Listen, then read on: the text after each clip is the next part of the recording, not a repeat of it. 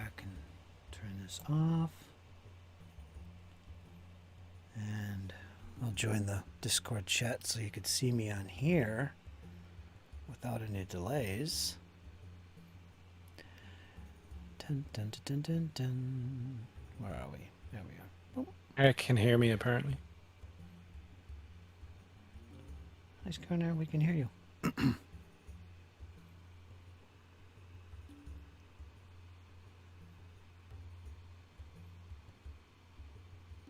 Okay. Oh, Jesus. I can see you. Yep. I see you're busy at work. What are you working? What are you working on today? More blast markers? What is that? Yeah. So I've been making like the armatures, I suppose you'd call them. So these are like the cores. I use I cut out plastic card with my circle cutter just so I can get the diameters that I want, and then I use like 1.6 gram sort of shot for fishing. On the paper clips, and I bend the paper clips down and I glue the shot in, and that's just sort of like the core of it, because I like to bend the smoke a bit. I don't like to just put it up straight, so to sort of stop it from just automatically tipping over all the time, I build this core, and then I'll super glue the clump foliage to the core like this one, which you can sort of see. So there's the bottom of it. And I'll build up and around, and I'll put a bit of a bend on it, to show there's some wind. And then after that, yeah, I give it a painting. But I'm going to make another one of these ones. So I use these as artillery strikes, is what these are going to be. So artillery markers. So when we're playing the game, we'll be able to put them down and go, oh, the artillery is coming down here, or see where it scatters. Some visual interest. So I'm making this one has a bigger base because it's a hex. So that's what I'm doing there. I've cut up bits of paperclip, and I'll make another one. I'll make an armature for one of these, which is slightly different to the smoke ones. But yeah, that's what I'm doing. I'm doing more smoke markers. Looks good. I like the little weighted bottom on that little armature, that arm, that little wire. Yeah, that's pretty smart. Yeah, it makes sense. Yeah. I was thinking to myself, because I knew I'd want it to be like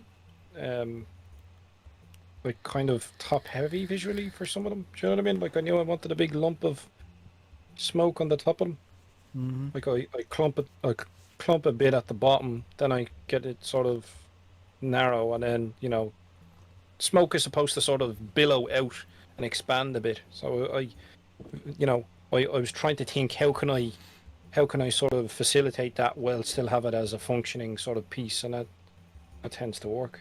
I mean, they'll still fall over, but Now, they're not too bad. You could really enhance the look of these things.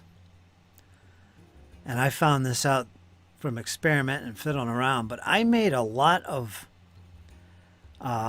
pillow stuffing or batten, that not cotton, but the like teddy bear stuffing, that kind of stuff, that material.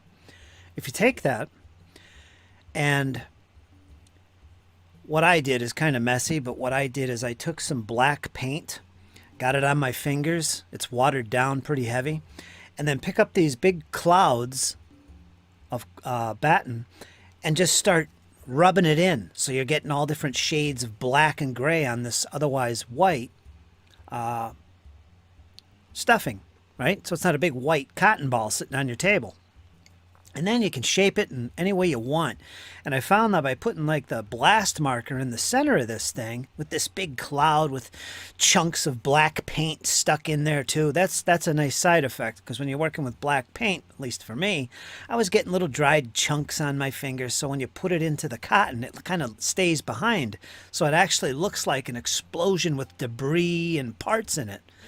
And you can even use shades of dark brown and do this too, and it's very effective. You put the blast marker in the middle, and now it really looks the part. You got that real smoke, and then you got this fire and raging black oily smoke coming up from the flames. It looks like an explosion, man. Yeah, okay. But you have to use the pillow stuffing, the stuff in teddy bears, so it doesn't fall apart. Cotton is garbage. That'll fall apart on you. Don't use Yeah, cotton. there's no structure to cotton, like there really isn't. Yeah. No, I know the stuff you're talking about. I know what you're talking about. Let me see if I could find a picture. I was making some great photographs of my battlefields, and I would take this cotton wool and I'd put it in front of my cannon batteries and scatter it around where there's explosions. And then I'd take my vape smoke and I'd cover the battlefield with it at the same time and get a picture. Oh man, it's epic. It looks like an actual battlefield. Well, that's what you want. Like that's when you're taking pictures. That's what you want. You want it Yeah. to have that look to it. But in your case, you're kind of just making markers for the game. But if you want that little extra look, that's what I did. Yeah, these are sort of these are visual markers, but they can also be used. Like you can actually do smoke in the game, or if there's a flare, it has an in-game effect. That's why I've kind of made it the height that it is. So while they are visual markers, they're also playing pieces at the same time. This is why I've made it out of the material I have. I'm trying to get the most use out of these that I can. It's like I want them to be visually nice, but they are actually like the height I've made them is roughly about the height of a mech, and that's how high they are in the game as well, because it's all about levels. It's all abstract. So yeah, it's multifaceted. It is.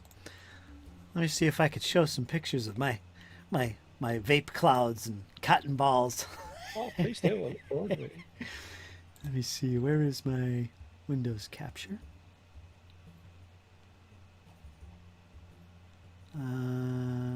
Windows capture. There it is. Okay, let's find this pictures. Pictures, photos. Whoops, wrong one.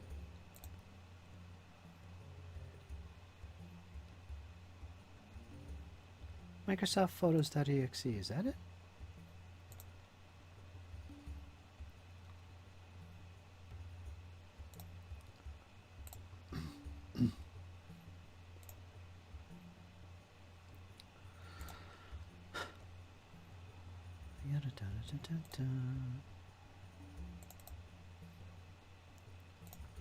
I don't see it. Well, let's open up my folder and see if that'll open up for me. Let me close this. Okay.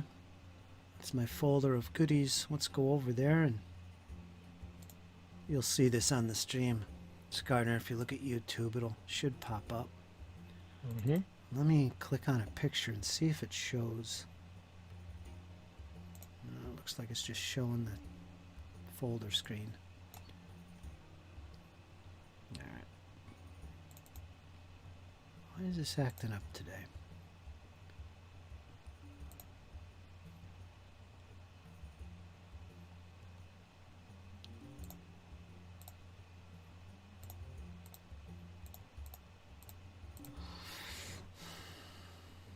Eric, what's happening today? I don't know. I can show my pictures today. All right, we'll continue the conversation here while I go about this a different way. So how was your weekend anyway, Skarnr? It was pretty uneventful. I worked this Saturday. I had Sunday off. House chores, the usual. Mm-hmm. Yeah, nothing too crazy.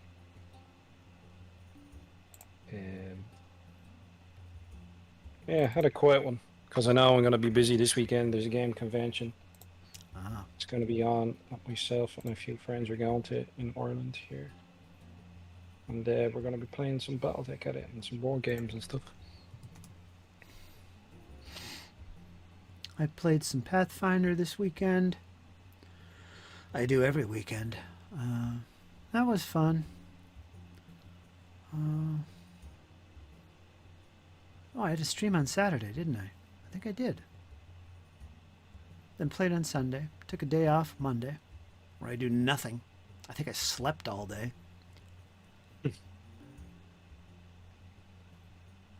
think the older you get, the more you appreciate those sort of days.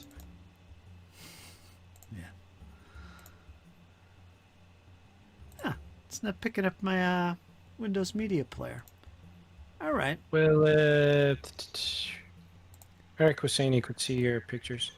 Yeah, it picked that up, but that wasn't media player or photos, Okay. Microsoft Photos or whatever. It wasn't picking that up. So what I'll do is a display capture, and you guys will see that. So here we go. Boom. That's just a random picture there. Let me advance this little thing. Oh, there's some smoke. Not that impressive, but there's a little example of that stuff. Oh yeah, I see what you mean. Here's a close-up of it. Again, that's not cotton. That's that pillow stuffing or teddy bear stuff. Let me whip through these. Yeah, I see what you mean. It looked good, like as a line of fire, sort of with the muskets, wouldn't it? Mm-hmm. And you can see where I was using the black paint on my fingers and like putting it in certain areas of it, darkening it up, graying it up, and keeping it black on one end so you could put it where the base of the explosion is or the oil from the tank is most heavy or whatever. Mm-hmm. Let me whip through some pictures and find some good ones. Oh, yikes.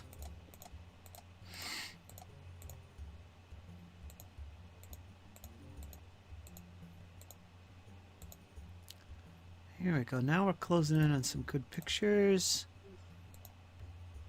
Here's where you can see the vape kind of covering the area, and you got these explosions in front of the guns and where they're landed. It looks good. Looks good. Yeah, it does. Yeah.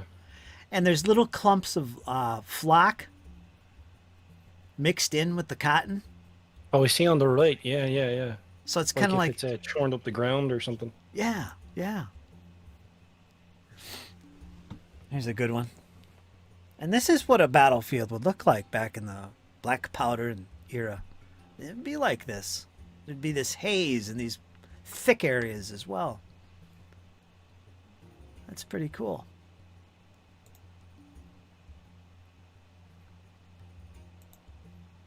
Here's a painting from the era. You can see the use of the explosions and stuff, so that's what I'm trying to emulate there. That's an actual painting.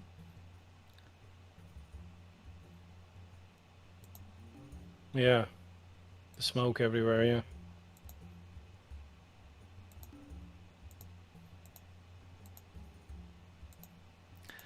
And for my modern games, World War II games, I made extensive use of it too. There's one picture coming of a village and it's on fire, so there's a lot of dark smoke, and you'll see the little cotton balls are more black.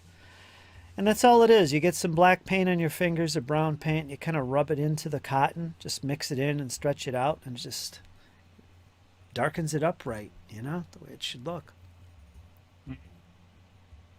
What's the longevity on them like? Like, how did they fare up to like being used on the tabletop a few times? I still got them. They're no damage at all. Again, it's not cotton. Yeah.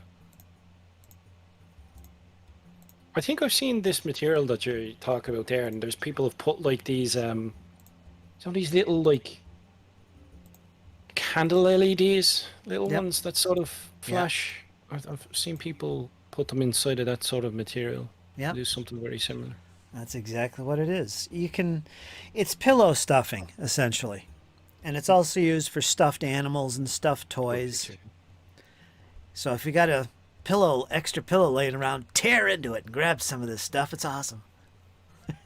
Yeah, the better half looking at me with a strange face. Well, why are you stabbing the pillow? It's for smoke, love. You know what I mean? It's for visual effects. Yeah. Now, there's going to be one picture you'll see here. I'm looking at it right now. You guys on YouTube can see it. This is actually a picture of my battlefield. And in the back, I used some transparency, and I actually inserted this into an actual painting. So the background is sky, and you can actually see the black smoke from the painting. That was kind of interesting what I did there. Oh, that looks pretty good, though. I like that you've taken the picture from a hill point of view. Do you know what I mean? Like, so it makes it look like you're a commander or an artilleryman looking out over the battlefield. Yeah, you execute that really well. That looks really good. Eric says it's called fiber fill. And hi, Byron. Feel free to join in the chat if you're free. Talk about your new home. That's a great little picture there. That's 10 millimeter in action Napoleonics. Man, it looks good. Damn. Ah, there he is. General de Brigade. You can't beat that.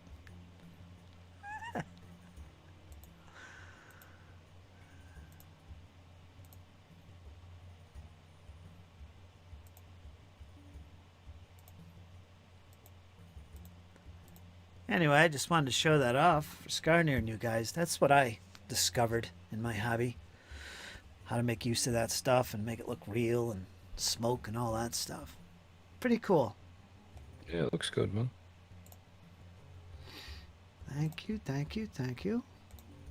I do take donations. I kid. Kinda.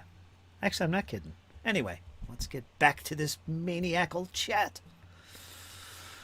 High quality smoke. I use Marlboro, says James. You do.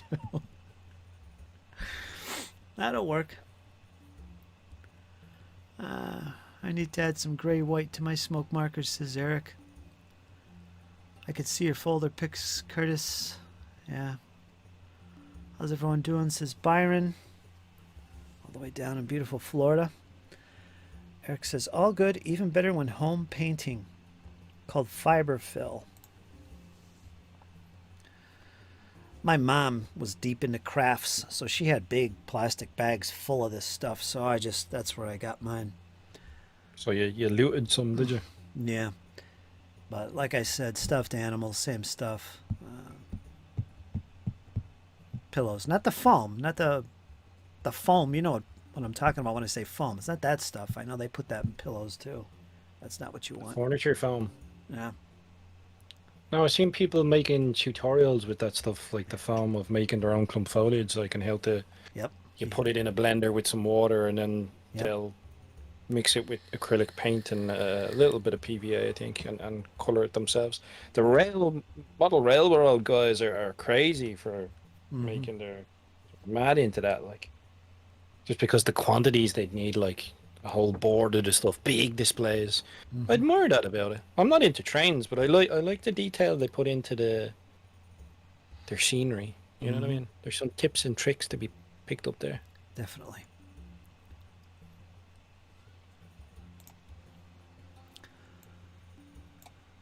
Yeah, you can actually use that foam.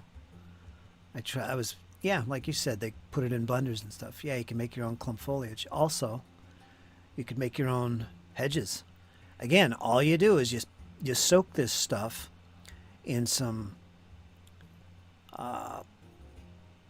PVA glue, watered down white glue. Make sure you add paint, like green or something. You can always paint it afterwards. Yeah, and when it dries, it's hard as a rock. Yeah, something to mess around with. I think Skarnr's going to be making his own foam. He's going to make some blast markers for sure. Stuff's expensive. Byron says, I'm still on the job, listening to the chat, watching eBay. Got a package of Flames of War Israeli stuff today from Germany after 6 weeks. Looking at getting some Necromunda gang soon. Ash Waste Nomads. Good fun. Of course, Byron plays at a club. I'm sure that's all the rage down there where he's playing. Necromunda, right, Byron? Lucky you. And Byron just got himself a new home. He's got it sitting on his parents' land there temporarily. He's going to move it to his own little plot. It's one of those little one-shot deals, small little homes, and had it delivered. Looks great. I can't wait to see when it's all finished and set up. I got to do something like that, Byron. That would be awesome. Delaware. I picked up more pig iron miniatures. Going to get some more Mordian tanks soon. While the euro/dollar ratio is good. Yeah, it's 1-for-1, I think, right? Yeah, it's about that, yeah. Deluxe, not Delaware. Okay. Deluxe. Well, the gang is at the Deluxe. Yeah, okay. Aren't those the little bald guys in overcoats? They used to be. I think they changed the look of them a bit. Did they? I think so, yeah. I think they changed the look of them pretty substantially. But yeah, they used to be like the bald guys in like trench coats with, you know, Yeah, yeah. those dudes.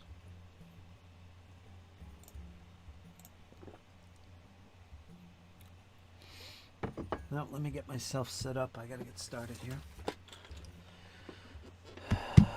Glad you could join me, Skarnr. Awesome. Yeah, I'll stick around for a little bit. You will. Get a little bit done. Let's see.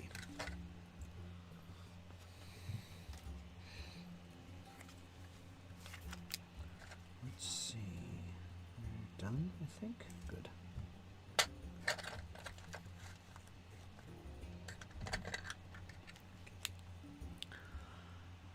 Byron, are you still in on my Traveler game when I do get it up and running? I hope so.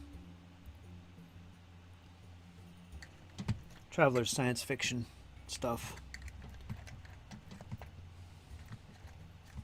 I've heard of it. I've not played it though.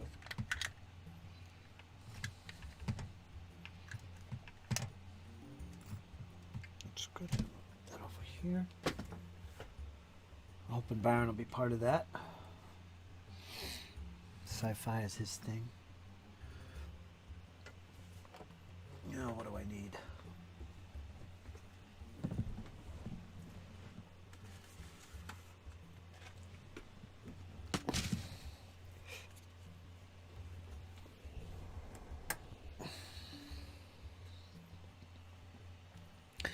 Yeah, I got a character I rolled up locally. We can transfer him to your game. Awesome. Pick him up on a starship or something.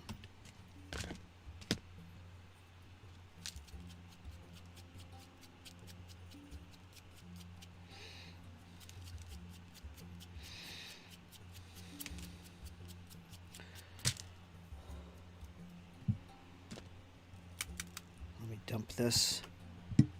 1 second. I love how I bought like I bought like a tool set. It was like I was doing a bit of plumbing. I basically fit. That was the first time I've actually done it, but I fit an exterior tap or faucet, I think you call it in America. And I needed to buy like a vice grips or something like that, or just like, you know, yeah, vice grips type tool. And I was going to go buy one, and then I saw that there was a set with 3 things. So it was like a snips, this sort of snips, and then the actual tool I was looking for. And I was like, oh, that's perfect, like, because I knew like the model clippers I have, they can't cut through paper clips as well. So it's like, you know, doing a bit of home DIY also opened the door for, oh, okay, well, what can I do with these snips? And then it was like, oh, I could do these smoke things. But it's always yeah, I like that. I like getting multi-use. You know, you justify a buy because it's like, oh, I need to do a bit of work in the house. Oh, and by the way, it's kind of useful to the hobby too. Yeah.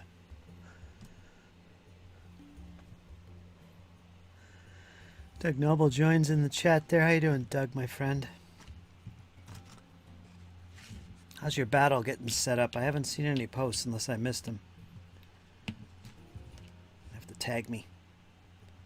He's got a big battle, Napoleonics, in the works.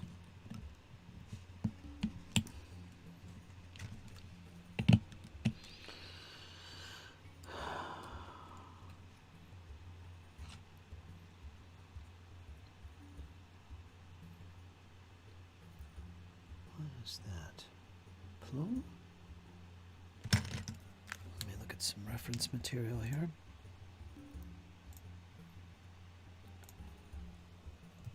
Red Lancers. Okay.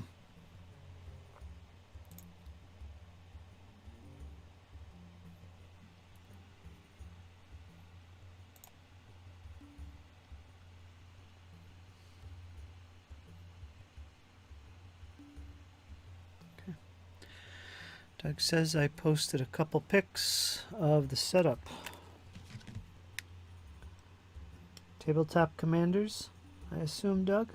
I'll have to take a look.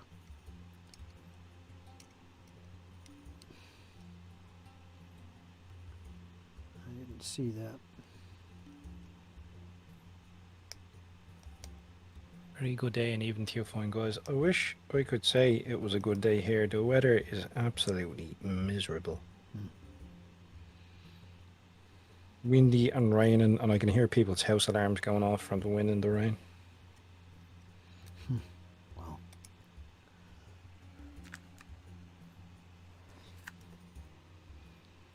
It's a beautiful day here. I spent most of it sleeping though, so I missed it. Pissed off. How was it down there, Doug? You're only 4 hours from me. Only 4 hours, I love it. Yeah. He's down in good old Maryland, which isn't I far. just find it funny because if I drive for like 3 hours, I can pretty much get anywhere in this country. Like that's what I mean. I know. I think Like, about I don't that. think. I mean, I'd have to go out of my way to find like 4 hours worth of driving. Yeah. You know what I mean? Mm-hmm. Like one-way trip. I mean, if I was going there and back, I could find like 4 hours of driving, but otherwise.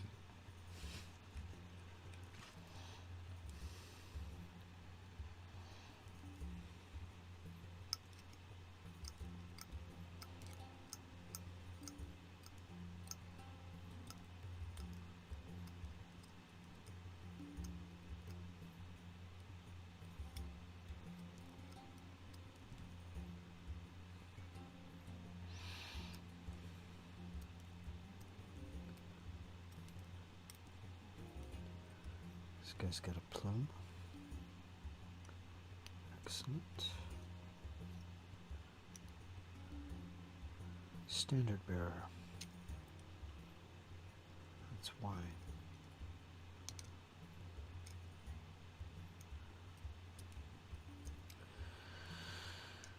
Then I have to make another one that goes in the middle. This one's a bit different.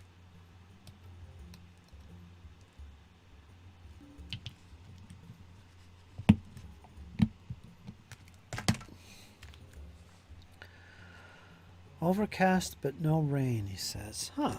I thought it would have been nice down there. We had a lot of rain over the weekend, I know that. That sucked.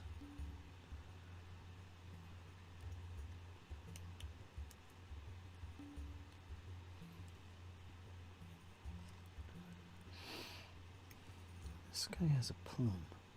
There's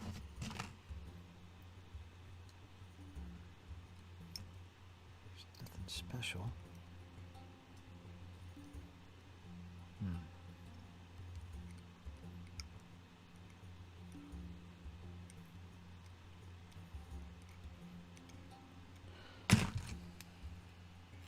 I wonder if you could make chainmail out of a load of paper clips.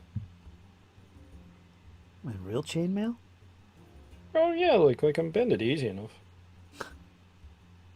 You know, if I can make a circle, which is what I'm sort of doing now, I'm sure I was thinking like you can make links, and if you can make links, that means you can make chainmail. I guess you could then. I mean, it wouldn't be the strongest, but you know, it'd be good. Yeah, but it would be really cool, right? It would, yeah. Paperclip Like, chainmail. 4 years later. Mm-hmm.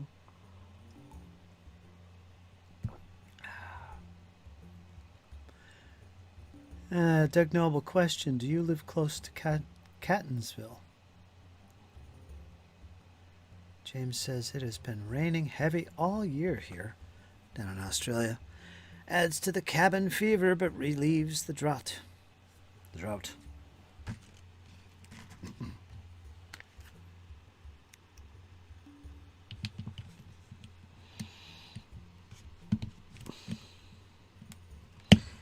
I posted a link to part 1. It's 4 parts. To my D&D 5e game with Nick. Something I've mentioned in the past. I'm mentioning this now for you, James, because I know you probably get a kick out of that. But that was me, Nick, and another fellow. We were playing a few years ago. And yeah, you could get a kick out of hearing Nick play his damn pure. I posted that in the somewhere on Discord. You'll find it. It's in General RPGs. Might want to check that out. I think you'd get a laugh out of it.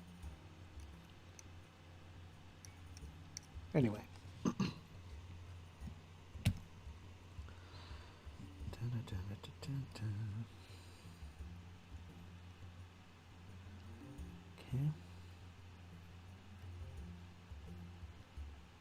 There we go. That's the middle one.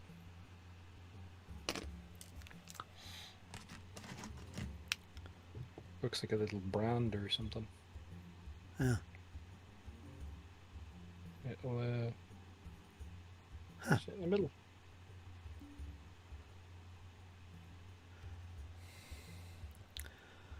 Five core is supposedly not all that bad. That's not bad at all.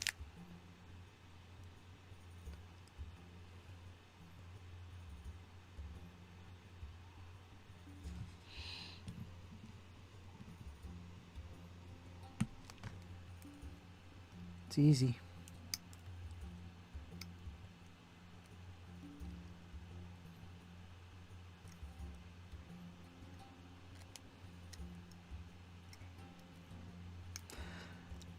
I also, well, I won't get into that. I'll save that for later.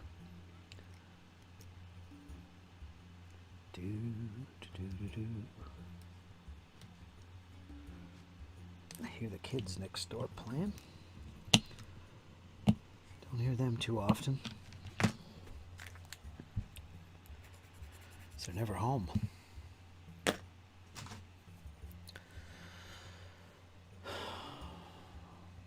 I used to have to drive back and forth to Catonsville a lot, picking up window treatments and taking them back. So, yeah, Doug's heard about it, that's for sure.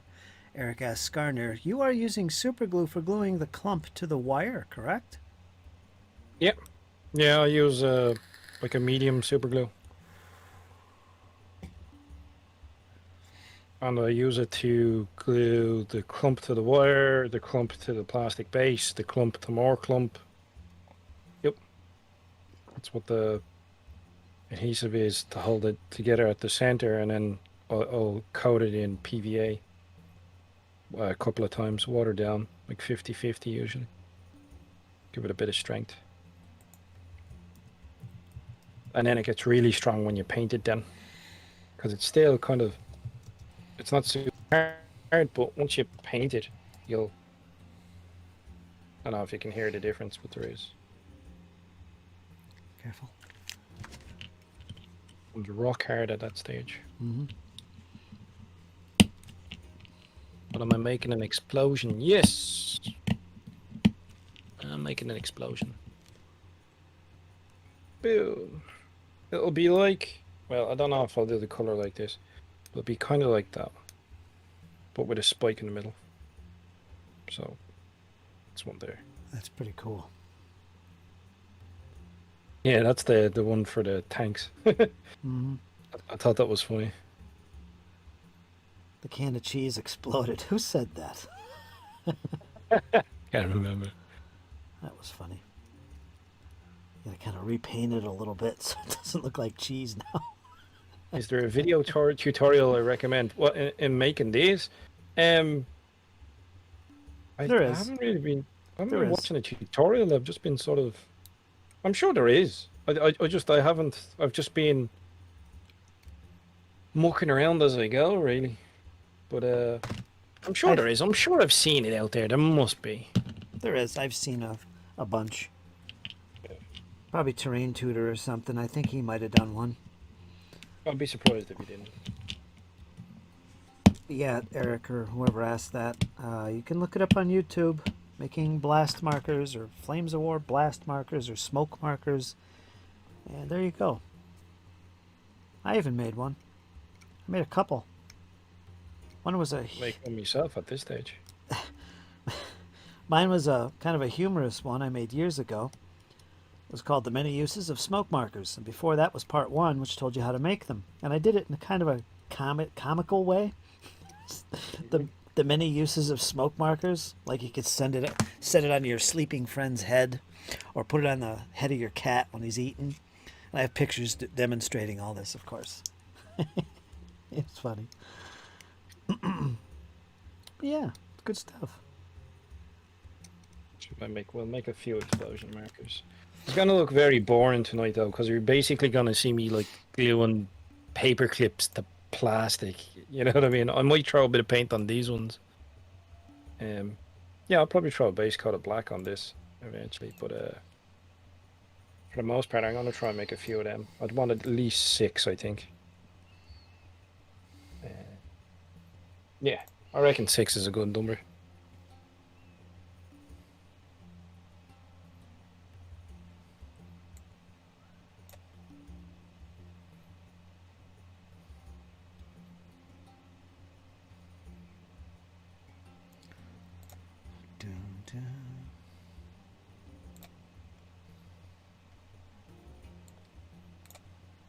Lump to finger should be an entertaining stream. Oh, that's why I have tweezers somewhere. Oh yeah, there they are.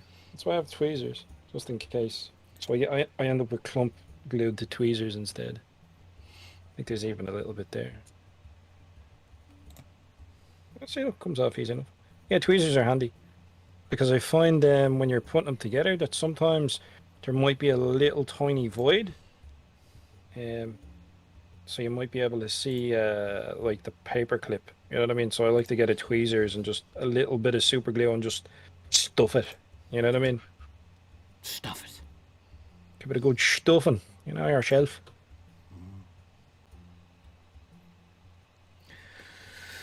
Considering they just started with a sampler, and only a sampler, did you give her the old cotton sausage? Love Bretonians, they are magnets for wood elf arrows. I used to hand wood elves their asses back in the day. I played dwarves, man. There you go. Didn't care. You and your war dancers. Yeah. I got my long beards. Oh yeah, man. I used to love Slayers. They were great. Oh, everybody And then loves people would Slayers. find it weird when I'd set up like this gun line around the hill and then start marching towards them. They're like, you're dwarves, you're supposed to stand still. I'm like, nah. Yeah. I used to love the guessing artillery, and what I used to do to practice when I was a teenager is I'd go around the house and I'd measure the gap. Like, I used to go around the house with a measuring tape, and to get good at it, I used to measure the gap between anything, like anything in the house. I'd guess until I got good at it. And I got good at it too, like. But I'd be like, the distance between those two cups is 8 inches, and I'd measure it, and it, you know, it might be 8 inches there or thereabouts, or the two chairs in the kitchen, what's the distance between them, and, you know. Yeah. just to get better at it. Yep.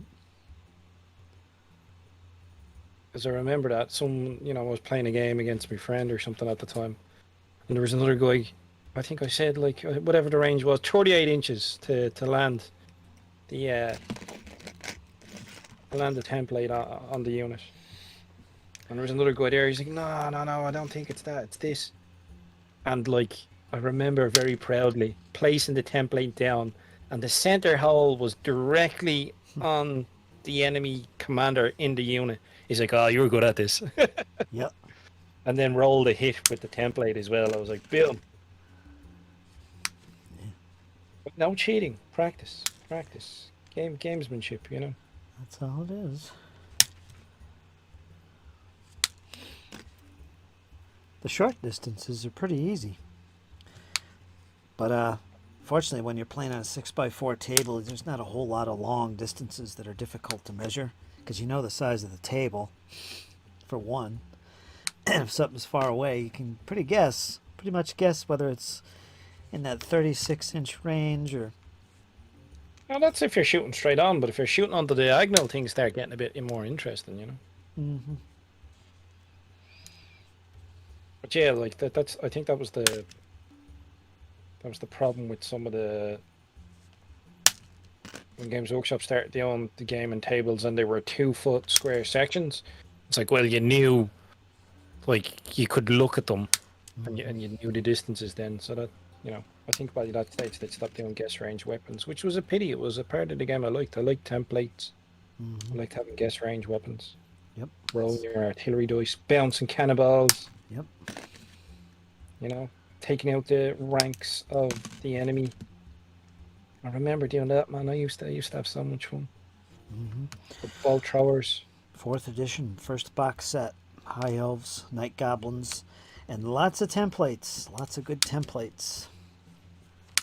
I still have The them. high elf players and their high elf dragons.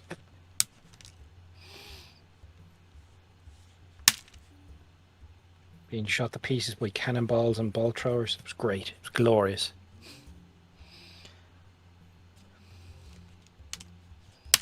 Doug Noble is asking me, Skarnr, sure, do they have Halloween in Ireland? Do kids trick or treat?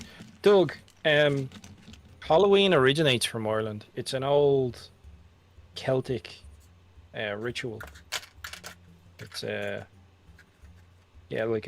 Halloween comes from Ireland. That's where it originates from. Where they used to drove their cattle through these fires, these giant bonfires, to sort of cleanse them of bad spirits and stuff like that. And I think they used to carve turnips and put them out. Turnips? For the our American cousins decided it would be pumpkins. So like, proper old school. Yeah.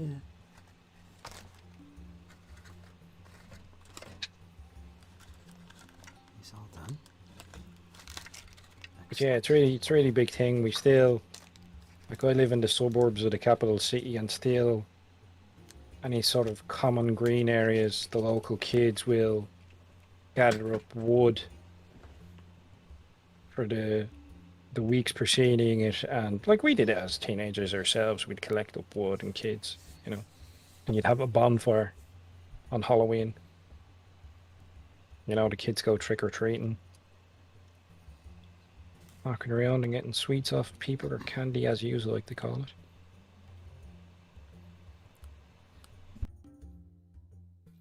And you'd be bitterly disappointed as a kid when people would give you fruit instead of candy. It's like, ugh. Yeah. Yep. An apple. An apple, yeah. Or a load of nuts. We Ugh. call them monkey nuts. I don't know what they're officially called, but you know, the nuts in the Mhm. bags upon bags. Someone would give you a handful of them and throw them into your bag. You'd be eating nuts for weeks afterwards. Then they discovered some people, kids and whatnot, might be allergic to peanuts and nuts. So now they can't do that. Might kill the kid. Back in the day, we were living on the edge. My nephew's 6 years old, and he's got an allergy to peanuts. His throat will clog up, and he'll suffocate. Can't eat peanuts. Yeah, it's not messing around with peanut allergies at all.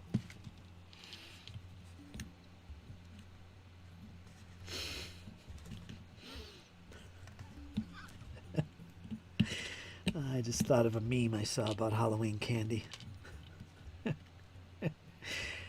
Forget candy corn. And it showed a picture of those wax paper wrapped orange and black things. And yet, they were like a really hard, well, it was a chewable candy. But I remember those, and they're still around, but they're. The meme was about these nameless evil things. And I remember them. Yep. Oh. Working on some artillery crew for the guard.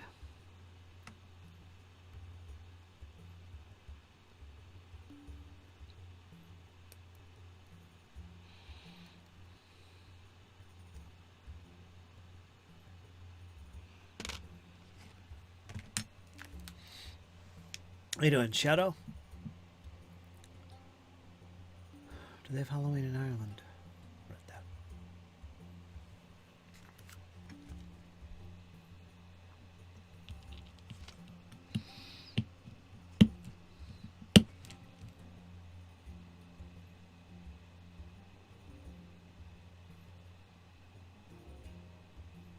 Yeah, that's what it starts out as.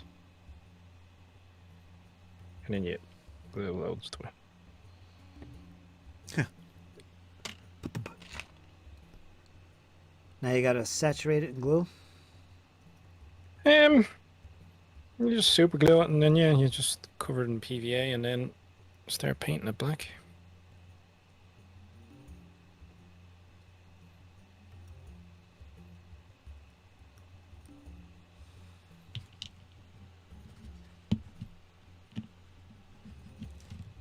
Yeah, you can tell I'm a hobbyist. I've got like boxes of plasters to hand, just in case.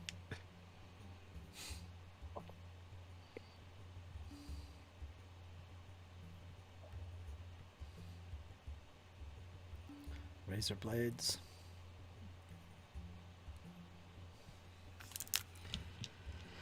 Yeah, kids around here and probably all over the place nowadays, they don't go to houses as much anymore.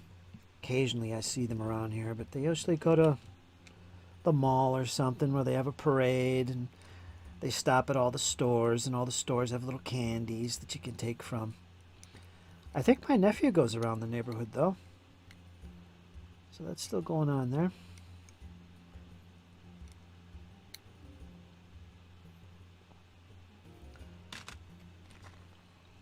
When do the kids actually go out? Is it the Halloween Eve or is it on the 31st?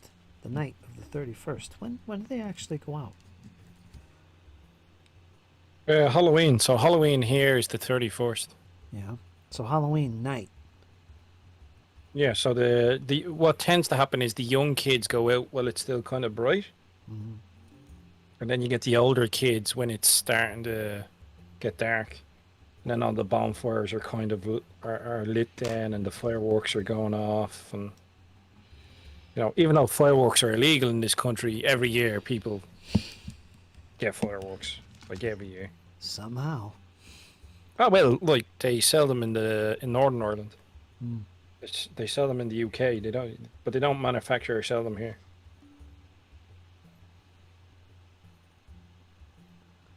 Which is funny. So what people do is they just drive up and they fill the car boot full of them and they drive back down. Mm-hmm.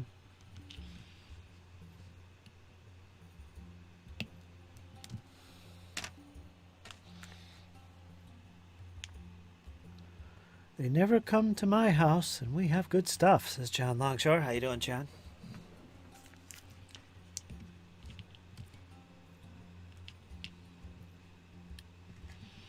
There was a meme that I read not too long ago, and it's like death. The Grim Reaper is coming to this old lady's door on Halloween night.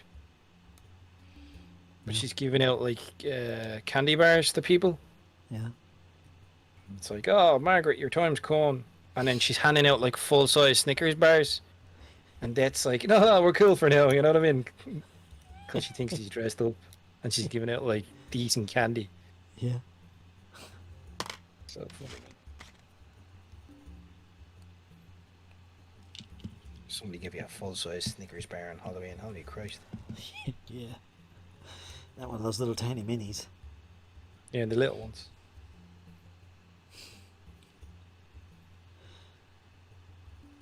But yeah, fruit. We're fans of fruit. We used to throw the apples at each other. Yeah, there you go. Mm. Get something out of it.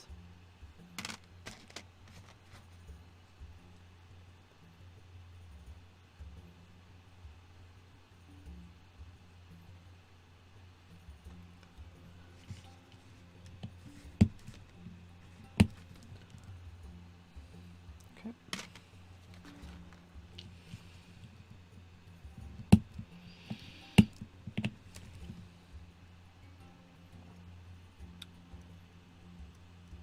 Bonfires. Never thought of that. Yeah. Bonfires. Most greens. Anywhere there's a space. Middle of football pitches. Everything. They like bonfires. My mother never let us use pillowcases, and we had ridiculous old lady neighbours that gave us soup cans. What? Wow. I'd never seen that. Who said that? John Longshore. Yeah, John would say that. Like, not even like a tin of peaches or something sweet, like, just like soup cans. Soup cans. Wow. Figure if kids are gonna put costumes on and come to my door, they deserve good treats. This is true. Wow. Soup cans. A can of Coke, bag buster special. And a Coke on. We never really got soft drinks off of people. It was mostly just fruit or sweets or crisps, small packets of crisps.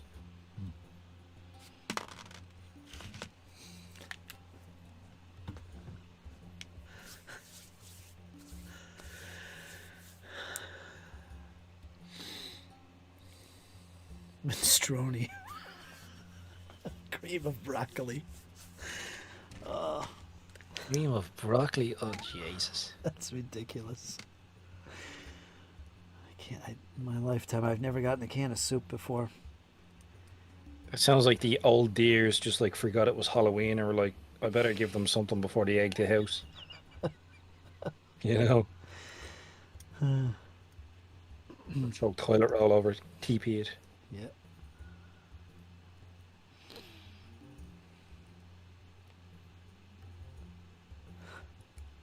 Be comparing what she's got off of Mrs. Johnson or whatever. Mm-hmm. I got vegetable soup. I got minestrone. Mm-hmm. What did you get, George? Sweet corn. Oh.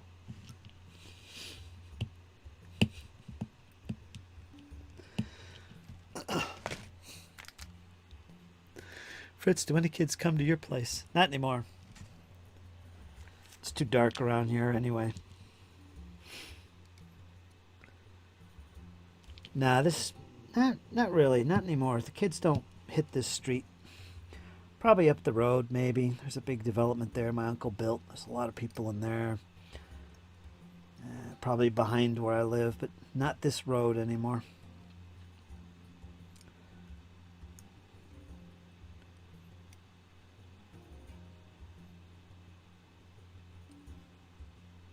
Which is okay. Not many young kids here on this street anymore, except the neighbors right next to me. I take it where you live, it's like your family owned loads of land around there, was it? Mm-hmm. Exactly. All of this, as far as I could see. And I know my father, what he did is he was a contractor. He built houses. Lived in them for like a few months or a year, and then sold them. That's my neighbor's house here, down the road. Across the road from me is another one. And his sister, who lived down the road in another house, married a contractor. And he went to town big time in contracting and building, and he built a housing development right at the top of the road here, Woodcrest. So, yeah, I have family of contractors, access to a lot of land. That's what they did. They built houses, built developments, and sold them off. Made a lot of money. And I currently live on 4.5 acres. That's all that's left.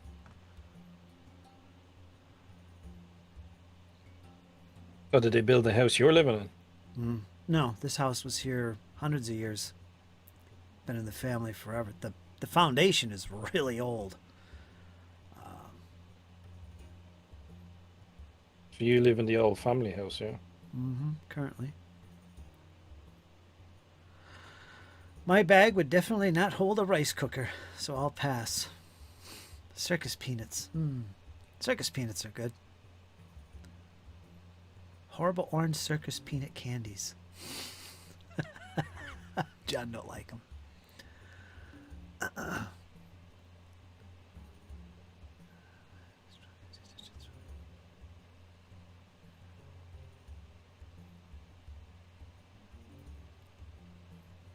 Almost.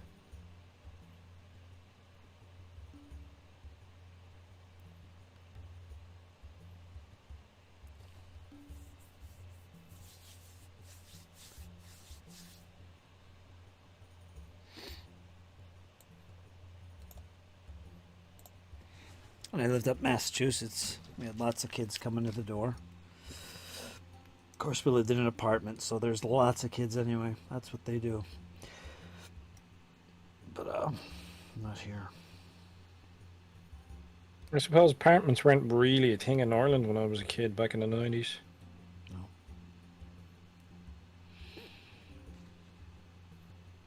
Mostly just houses. Whereas now that's all changed.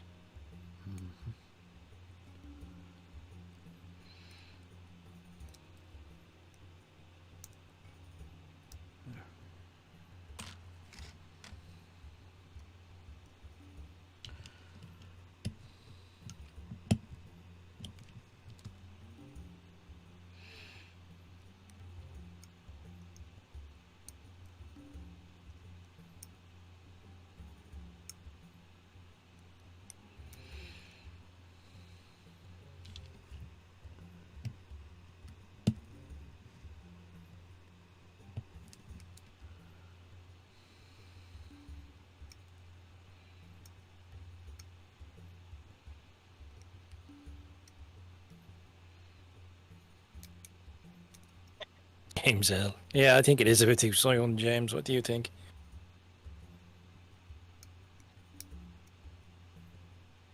Now, where did I put that paint? There it is.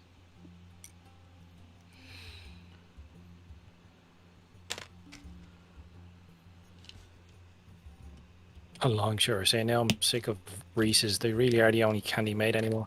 Oh, do you know what? I've tried a couple of American candy bars, and I'd say the only decent ones that use Americans make are ones that have peanut butter in them. So like the Reese's stuff. Like I've tried some of the other stuff, and it's subpar. Like So what? subpar. It's not. You know what I mean? It's not as good as what we have here. Yeah. Like American chocolate. Oh my God, Hershey's bars. Ooh. You don't like them, huh? Oh my! Your chocolate's like bitter. Yeah. It's no. If you want a proper chocolate bar, get like dairy milk bars made in Ireland. My friend, that's chocolate. Yeah. It has to be the Irish ones. The English ones taste different. They don't taste as good because they use like different milk.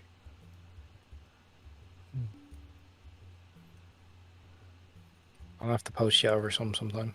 Yeah. Made with dairy milk. Yeah, dairy milk. Yeah, good stuff.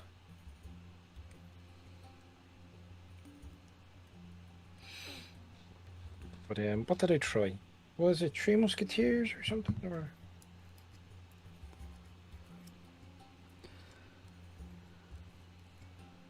like hard candies and stuff, like you are decent at that type of thing. But chocolate bars, oh Jesus, let's just give up. Like, you know what I mean? Well, I like Reese's Pieces, Reese's bars. It's like, you know, peanut and chocolate bars you do well, but just plain chocolate bars, no.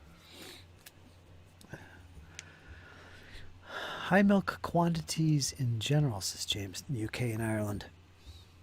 Probably. Sounds like it, James. Hershey's was made for U.S. soldiers in World War II. They were directed to be able to use sour milk, and they weren't to be very tasty so the soldiers wouldn't get addicted. Says Yeah, John that explains Longshore. why they taste like Yeah. cardboard.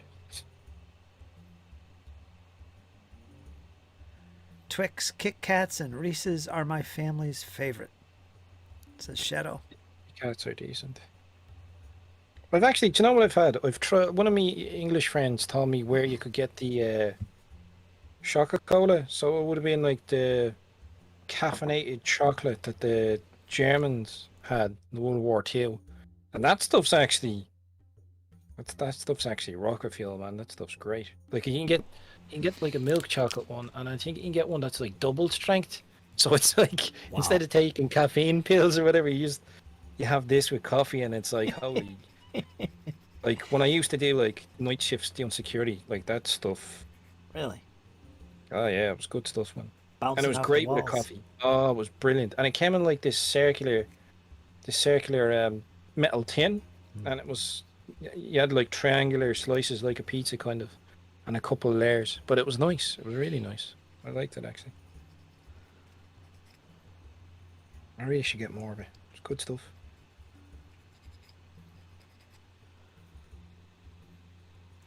Ian sent over from Yorkshire. He sent me some Yorkshire tea, Oh, that's good stuff. and I still Now, have some. now, an important question here. Did he send you like Yorkshire Gold, or was he a cheap bastard and just sent you the bog standard Yorkshire tea? I don't know. I got the box. I'll have to go grab it. Yeah, if it's Yorkshire Gold, then he was good to you. If not, he's being a tight arse. Ah, okay. He also sent some biscuits, cookies, essentially. And Well, see, to us, like cookies are a specific type of biscuit. these Whereas were for you guys, everything's a cookie, isn't it? cookies a cookie. Biscuits are like what you pull out of the oven and eat with your meat and potatoes. Jesus, what? What? It's the truth. But he sent along 3 different packs of biscuits, and they were good. They were freaking good. One of them was called Digestives. Oh yeah, digestives, McVitie's digestives, chocolate digestives. Yeah, Yeah. they're good. Yeah, I couldn't figure out why are they called digestives? Is this some kind of I uh think back in like the 1800s or something like that, when there was the whole health fad, you know, the way yeah? like Kellogg came up with cornflakes and stuff like that, you know, Eh. I think it was something to do with like that because I remember you remind me of vague memories of something in that regard. I think it was. Or a good packet of custard creams. Oh, Jay-Z, be doing well there, bud. Oh, hobnobs was the other one. Oh, which ones? I don't know. I ate them so fast. You're not supposed to. I just got into those and just started eating the whole damn thing. I was starving. You're supposed to have them with your tea, of course. But man, I went to town. Oh, yeah. Oh, yeah, proper hobnob dipped in your Yorkshire tea. That's good stuff. Now, you have to be careful about what biscuits you dip in your tea. Like, there's some biscuits that when you go to dip them in your tea will literally just disintegrate at the side of it. Yeah. So, rich tea biscuits, Yeah. no, that's not a dipping biscuit. That's not. But hobnobs tend to be, fairly substantial. Okay. They were good. Rookies here. Took getting used to because they're different. Because when I say biscuits, to me it's a cookie. Cookies are sweet, and they're all this stuff here. And these were sweet, but they weren't like I was used to. And it took a See, while, but I ate them for down. us, They were good. cookies are specifically chocolate chip cookies. Yeah. And the only other thing I think we call cookies are Oreo cookies, and that's because it's an American sort of thing. So And cookies then isn't a thing for you guys. no, it is, but it's like specifically chocolate chip cookies are Wow. cookies. Like it's a subcategory of biscuit. Huh. I like It's a that. type of biscuit. You know what I mean? Which makes sense, really, when you think about it. A cookie. Mm-hmm.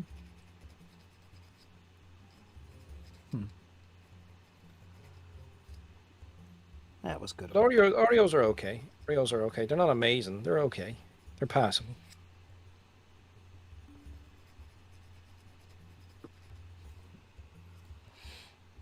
If I had a choice between like Oreos and something else, it depends what the something else is, but it might win. You know?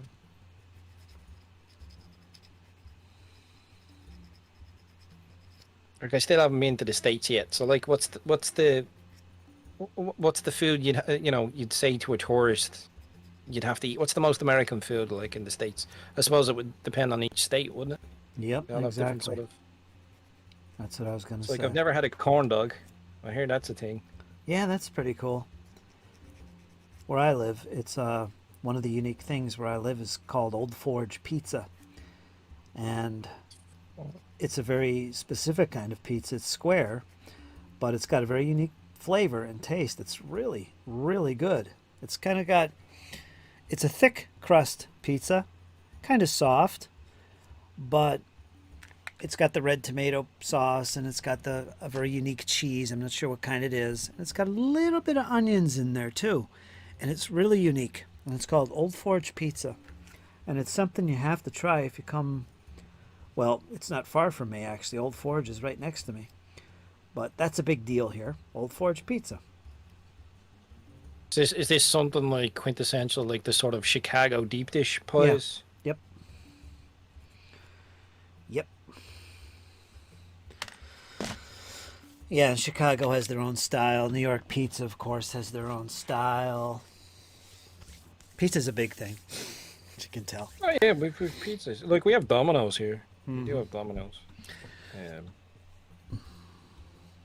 I mean, there's more sort of American brands that have come more recently as well. Like Five Guys, we have Five Guys. Nazi Yeah. convictions. Hansel and Gretel, Albrecht Machfir.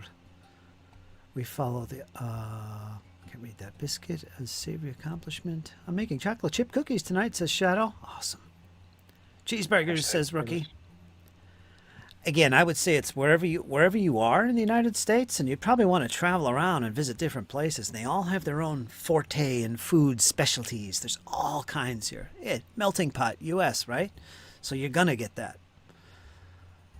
Depends on where you are. Corn dogs are pretty good every once in a while, says Shadow. Sloppy Joe's for dinner tonight. That's another good one. Sloppy Joe's. It's a Floppy Joe. Is it like a burger or something? Or It's usually ground beef added to various spices, and it's basically you just it's almost like a thick. I don't want to say stew, but that's all it is. It's hamburger ground with all these herbs and spices and a sauce, like you'd put on spaghetti, only it's thicker, mostly, and you put it on a hamburger bun. It's called a sloppy Joe because it is sloppy, but it's good. It's really good. Which state makes a good sloppy Joe then, or is it just sort of all over? I don't know. It's all over the place. I don't know if there's a specialty somewhere. Cornbread? I haven't had cornbread either. What else do you have? Southern fried Biscuits food. and gravy. Like that even just sounds wrong saying that. I haven't tried biscuits and gravy. I have tried Mountain Dew, that's alright.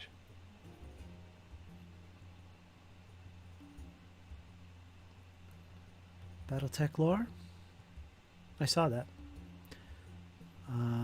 Scroll up further for my lore snippet on the Blackjack 45-ton battle mech. I'll leave that to Skarnr. What was you Man, saying about the blackjack? Something to do with the lore. Sloppy Joe is a minced meat slurry, like what would be in an English meat pie. Well, like English meat pies, the meat tends to be like solidified because it's all like gelatinous. Do you know what I mean? They're like that's a cold type of thing. Yeah. Slurry, geez, it explains English cooking. Slurry boiled within an inch of its life. I mean, I don't know what slurry is to the rest of you, but slurry is literally like cattle excrement that's scooped up by farmers here and sprayed on their fields to fertilize them. Like, Wow. and you can tell when you're driving through the countryside and the farmers are spraying the slurry because you'll smell it for miles. Wow. That's the windows go up and the air recirculates in the car type, you know.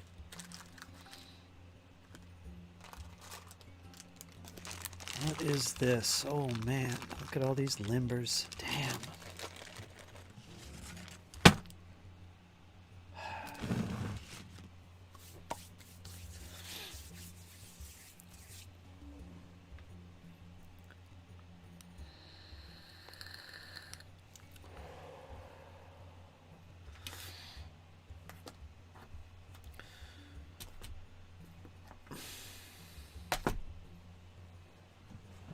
Take a break for a minute here.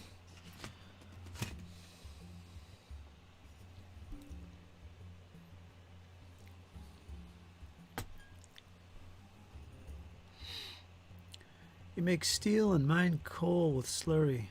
You make steel and mine coal with slurry. Steel and mine coal.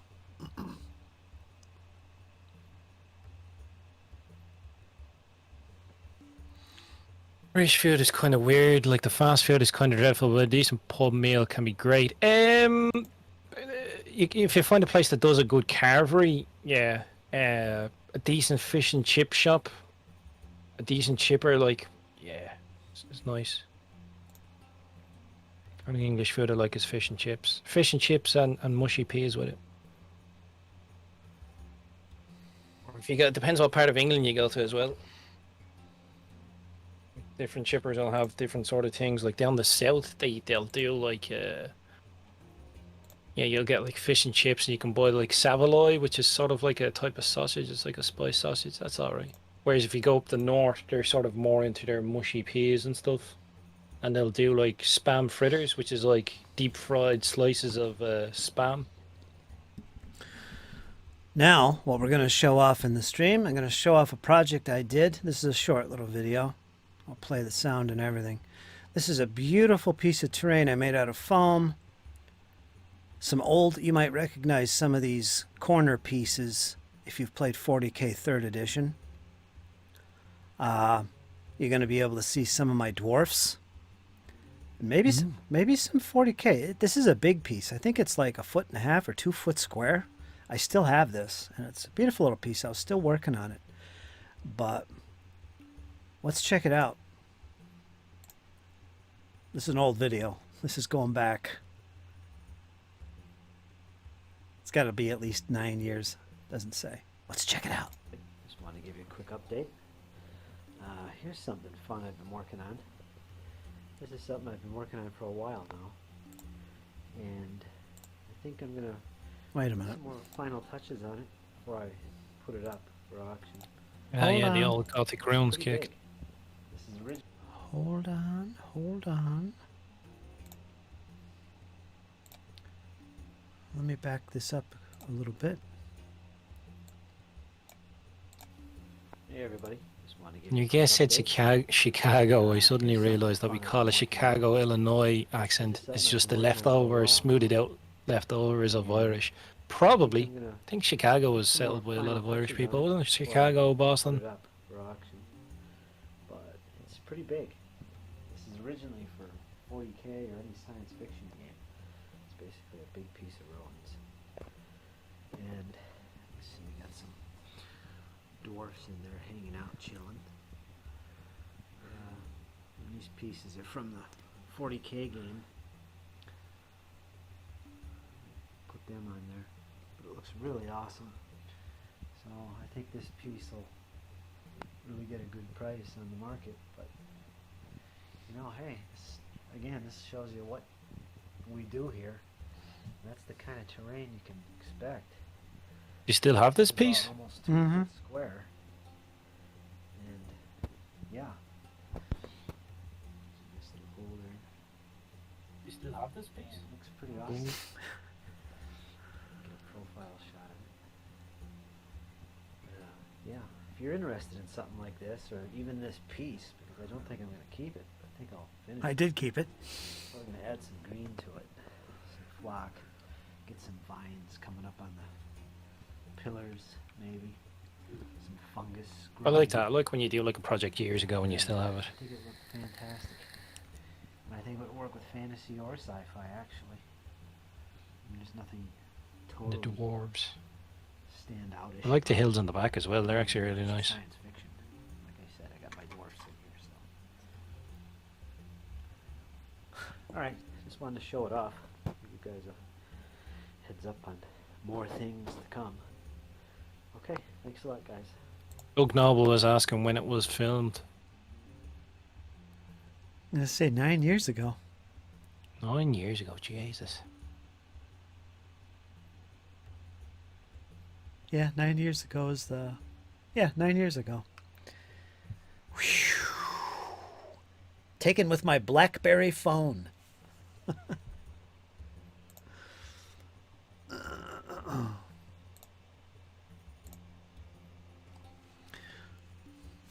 I still have it, and I did put some green on it. Some And, foliage. Did you put more foliage on? A little bit. I think I did. Yeah, I think that would have been perfect then if you put a little bit of foliage in it. Probably end up giving it to my nephew. Let him have it if he gets things all sorted with his 40K stuff. Because back then I was making terrain, as you could tell. I was making terrain and selling it. I was making tons of hills. They were in the background there. And Yeah, they look good, man. yeah, thanks. I made a lot of stuff. Selling them on eBay. Nowadays you could do that on Etsy, right? Yeah, there's nothing stopping you from doing it on eBay either. Mm-hmm.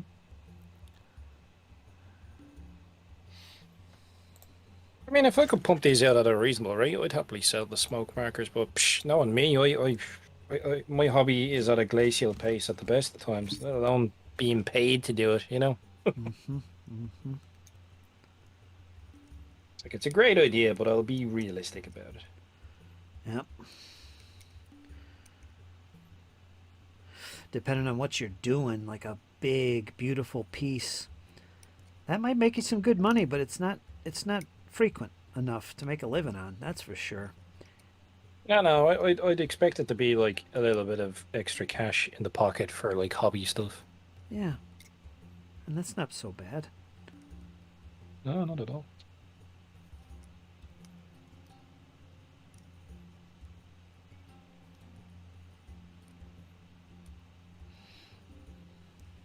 One.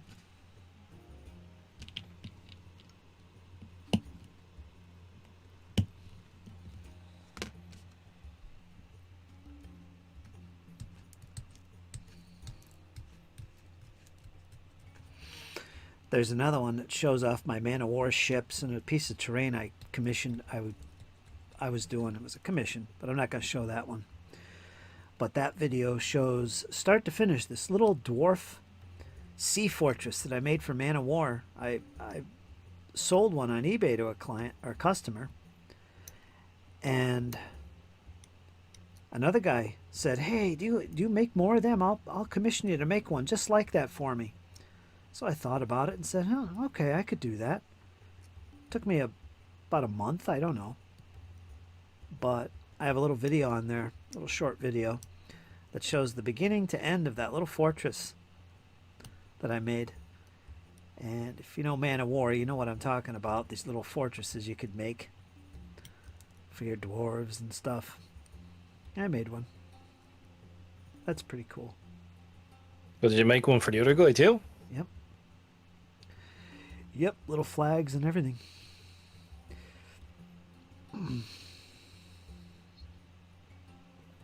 Flags on the towers.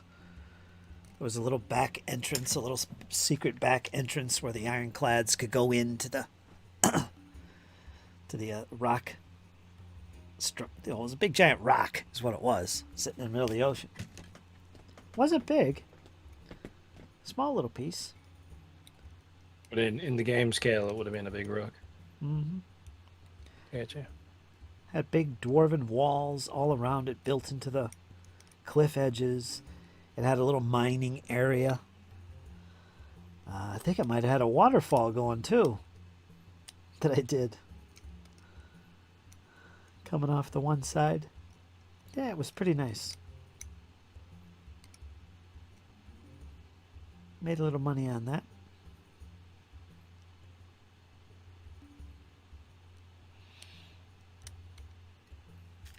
You remember Man of War, right, Skarnr? I know of it. I remember seeing boxes of it. I never played it myself. But I know Man of War, yeah. It was the fleet combat for Warhammer Fantasy. It would have been, I think it would have been on its last legs when I sort of started into the hobby. But yeah, I know of it. Like, I've never played it.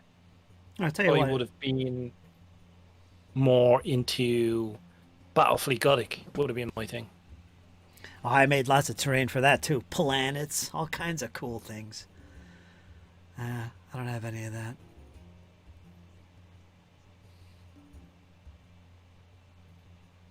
Planets and asteroids and Mm-hmm. all sorts of bits and pieces. All right, I'll tell you what. I'll show the video. It's 6 minutes. I'll leave it play so you can see it. It's not as long as I thought it was. Let me make it so it works though.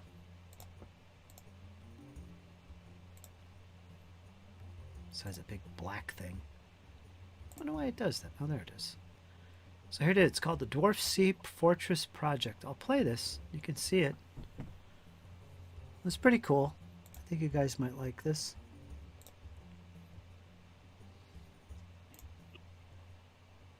Oh yeah, the fort. Look at this. Look at it. It's just foam.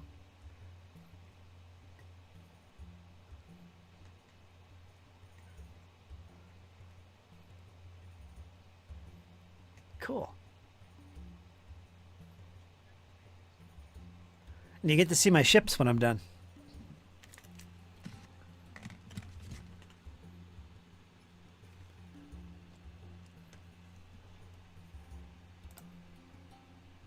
This is the first stage. Let me get the sound. We are just a little bit further. I got the towers in place. We still got to put the walls on. Look at that. Gives you an idea. That is cool. Where things are going to be setting. Now let's see. We're getting there. Right now we're at the part where we're just starting to texture what's on there. I'm pretty happy with all the walls. Here's the high density So much foam, was to it? do. I The blue can't foam? just Put walls everywhere. But so far this is what it's looking like. We got the walls up, towers. Got a little spike coming out of the middle tower, on the top. Now it's a matter of texturing the whole thing. Then we're going to put on some rocks and start carving little trails and whatnot. I could add to this. There we've got the grate showing through. I still got a little work to do on that.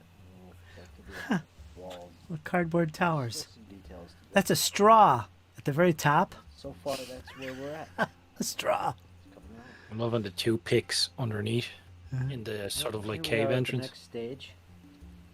We've got it textured pretty much. We got a second shot of texturing to go on. We got the towers, we got the walls done. I don't know how much you can see, there's kind of a reflection.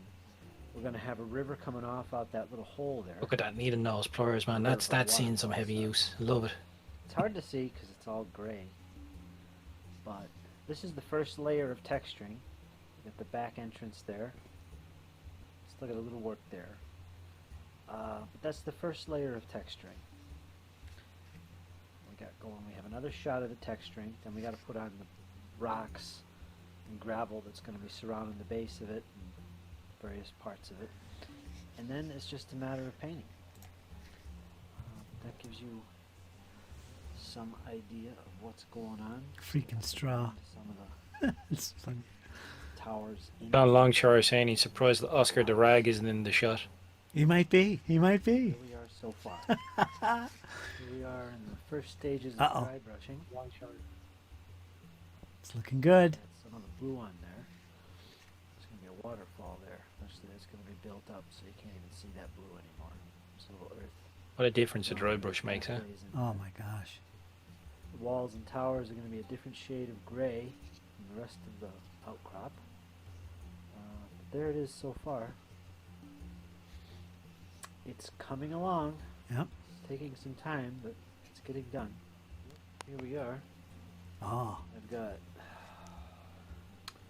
most of it all dry brushed. Flocking is in place. Got some bright green. I'm not entirely happy yet. There's a big contrast going on here. I don't like that. But then we got the waterfall on the side, That's cool. which is a nice little touch. It is. I like it, yeah. Shine to it. Back entrance. Showing I gotta clean that out. It's got some green flocking. I gotta Nice get that attention to detail. Yeah, it's coming along pretty Green good. foliage, Got a ties it fine together. Details, a few touch-ups, and of Nice course little sort corners of pieces of character between the waterfall and the sort of cave entrance. around the walls and the. You know, it tells a towers story. that It's a good stand out piece, yeah. apart from the rock outcropping as well. So we'll see where that's going. There's a little mining area in there. There it is. Deep caves going inside. So far, that's the progress. It's about 95% done, I'd say. Oh, there it is. Flags. Pretty much ready to go on its way. Hand-drawn flags. I put it on the table with my ships in a minute. Reflections coming off the rocks around the stronghold. And that little waterfall I got there. Just the back end. So did the guy that commissioned you, did he tell you what type of flags he wanted, or did you just Unfortunately, one keeps do popping dwarf off. ones? Well, there's a flag there. But I think no, I just did them based on what they would be in Warhammer. He wanted dwarves. There they are. What it's going to look like Look at that. Awesome. on the table for action. There's my ironclad. Ship. Covered in dust.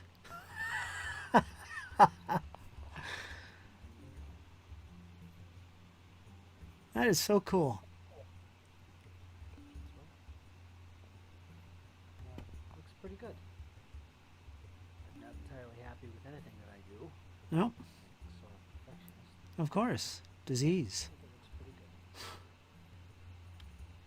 So, there it is. Project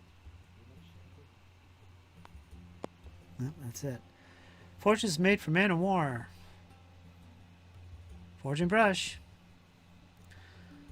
Yep, so there you go. Brian Echevarria. Siren mermaids beckoning those ships to come hither. I thought I showed more ships than that. I guess I didn't. Oh well. That was fun. I haven't seen that video in a long time. Yeah, it looked like a fun little project. Mm-hmm.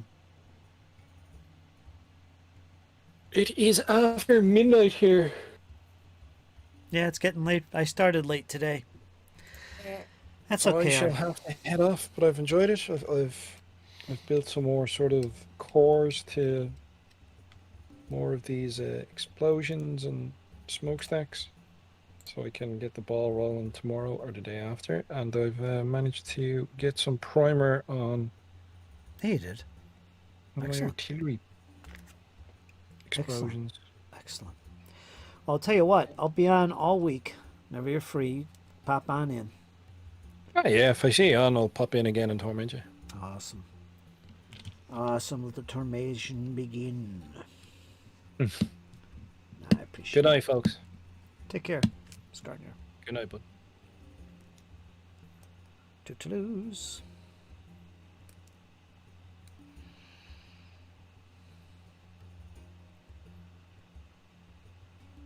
Dun, dun, dun, dun, dun. So like 10 years ago, that was my thing. I was making terrain for people. Not so much commission, but just, you know, making terrain for wargamers and selling it, making it in mass. But those little hills, for instance, those little rock hills would go for like 10 to 20 bucks each. You know, so you're not making a whole lot of money. They're worth a lot more than that, but you know, if you're selling on eBay or something and it's not commission work, people aren't willing to pay it. Very few. Because you can make them yourself, you know.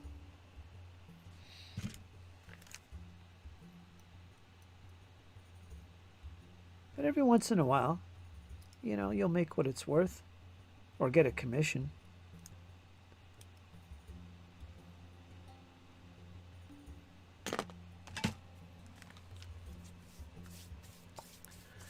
Someday, James, someday.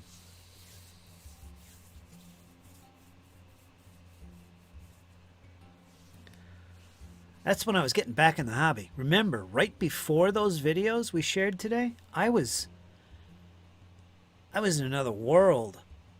Just right before that. And I was just coming back into it and getting into it, making terrain, getting into Flames of War, and let's make some blast markers.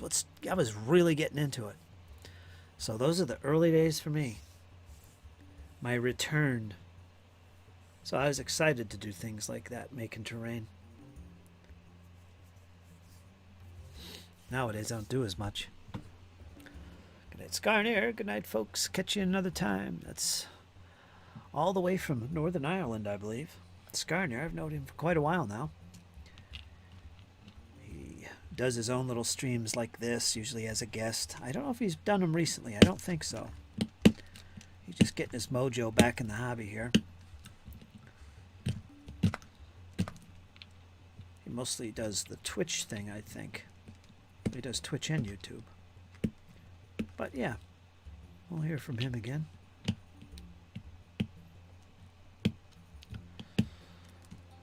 Yeah, would fit into a naval battle scenario. Yeah. See, back when Man of War had come out, when White Dwarf magazine actually would tell you how to make your own terrain, they told you how to make terrain like that. And that's where I learned it. And I made a ton of stuff. Little islands, water-worn rock formations. I made a dwarf sea fortress that I sold, and then somebody commissioned me to make one just like it.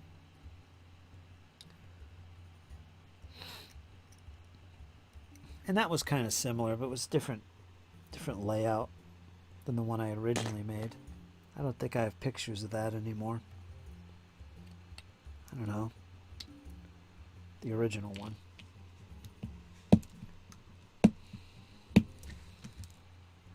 It was good fun. Good days. I made a lot of good memories back then. Those battle reports I did.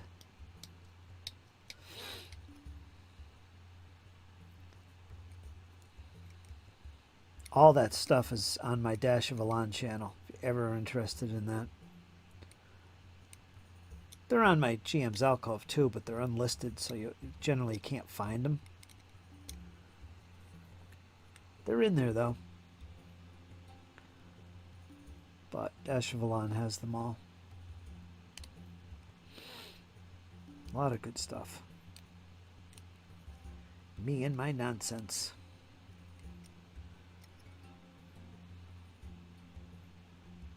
Who is this guy?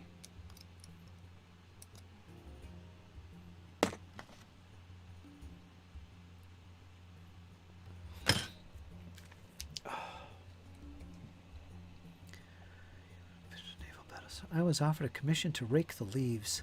I made nothing.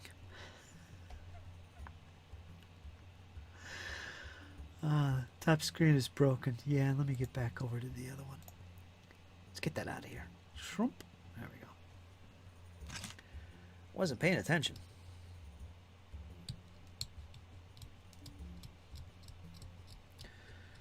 Two hours. Yeah, we got a little time yet.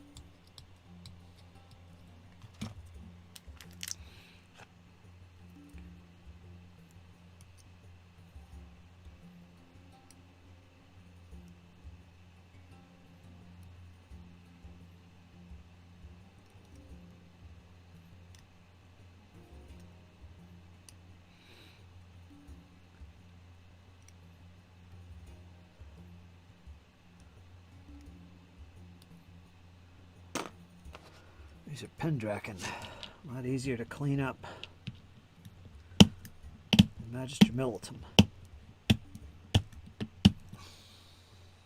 That's pretty cool. Less cleanup. These Pendrakens. I can say that. Still a little bit, but nothing bad.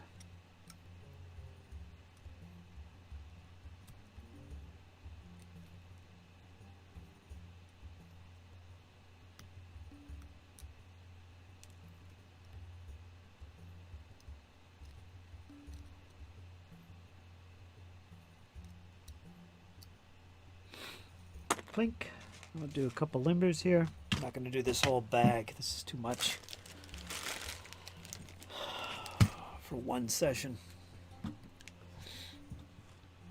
Over the top.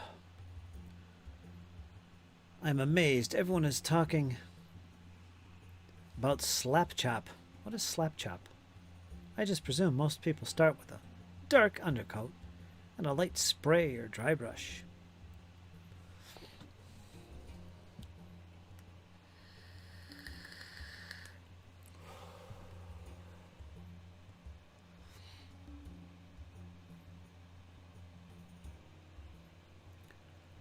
See what's on my table. I gotta take a break here for a minute. I've got this on my table. 7th printing, Castles and Crusades.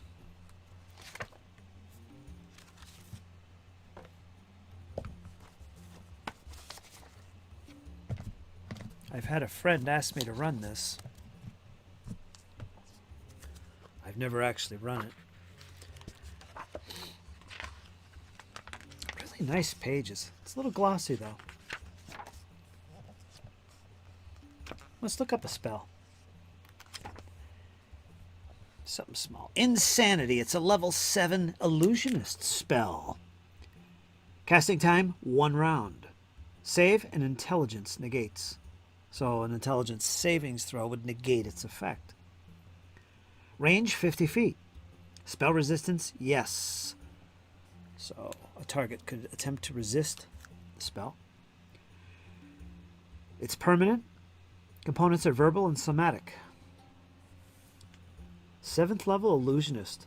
This spell causes a creature to permanently lose its mind, becoming unstable and unpredictable. Creatures affected by this spell will behave randomly. Possibly behavior includes, but is not limited to, wandering away, staring blankly into the distance, babbling incoherently, suffering paranoia, or even acting normally. Any of these behaviors may last anywhere from 1 round to several days or, get this, years. Attackers are not at any special advantage, however, when attacking a stricken creature of this spell. Any creature who is attacked automatically returns the attack on its next turn. Remove Curse, which is a spell, does not remove insanity. Heal, a spell. Limited Wish, a spell. Distort Reality, a spell. And Wish, Full Wish, can restore the creature. Boy, that's pretty nasty. Wow.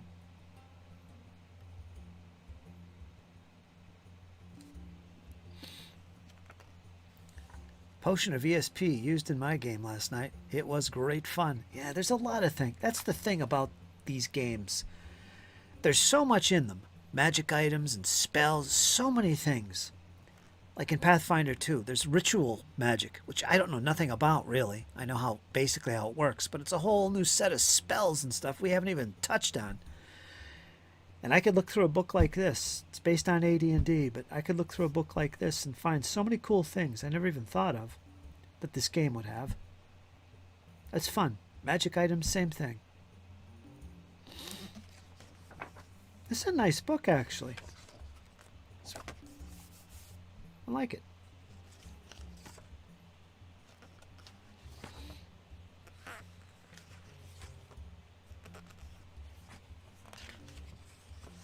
Great food and water. We all know about that one. Spell lists with random numbers next to them so you can randomly determine if you want. I like that. All right, Iron Man, you're a first level cleric. You're going to get 1 first level spell and you're going to get 4 orisons. Let's randomly determine what you get. For orisons, we're going to roll a d8. You don't get to choose. I'm sorry. You don't get to choose. Your first one. Whoops. 3. You got yourself Detect Magic. How do you like that? 6. First Aid. There you go. That's like a weak form of healing spell. 8. Purify food and drink. Purifies 1 cubic foot per level of food or water. That's pretty useful, I'm sure. Not every day, but you never know. 1 more. You get 1 more orison, this cleric of Pelor. 1. Create water. Boy, you can create water, food, and all kinds of stuff. Creates 2 gallons per level of pure water. I'd probably let you pick 1 and then randomly generate the other 3. Or pick 2, maybe. Pick 1, randomly generate the other 3. All right, you get 1 first level spell. You ready for this? First level. Here we go. We're going to roll this. It's a 13. What do I roll for a 13? What? What would I... 2D... No. 2D... No. What would you roll for a 1 to 13? I can't think. 3d4 minus 2? No. How would I get 14, 15 minus 2, 15, 12, d12. No. Damn it. d20. d20? How about a d4 in it? No. 6, 7, 8, 9, 10, 6. d4, 6. 8. 9, 10, 11, 12. 8. d3 and d10. Thank you. Let's grab a d3 and a d10. Minus what? Minus 1? No, you'd have... That would be a 2 to 13. Because you got 2 dice. Damn it. What would a d3 be? I got to resort. I got to go back to my first edition DMG. D3? How would you generate a 1 to 13 result? You're probably going to have to use multiple dice with a modifier. What would it be? Shadow, you're out there. Got to be quick on our feet with these kind of values. What would it be?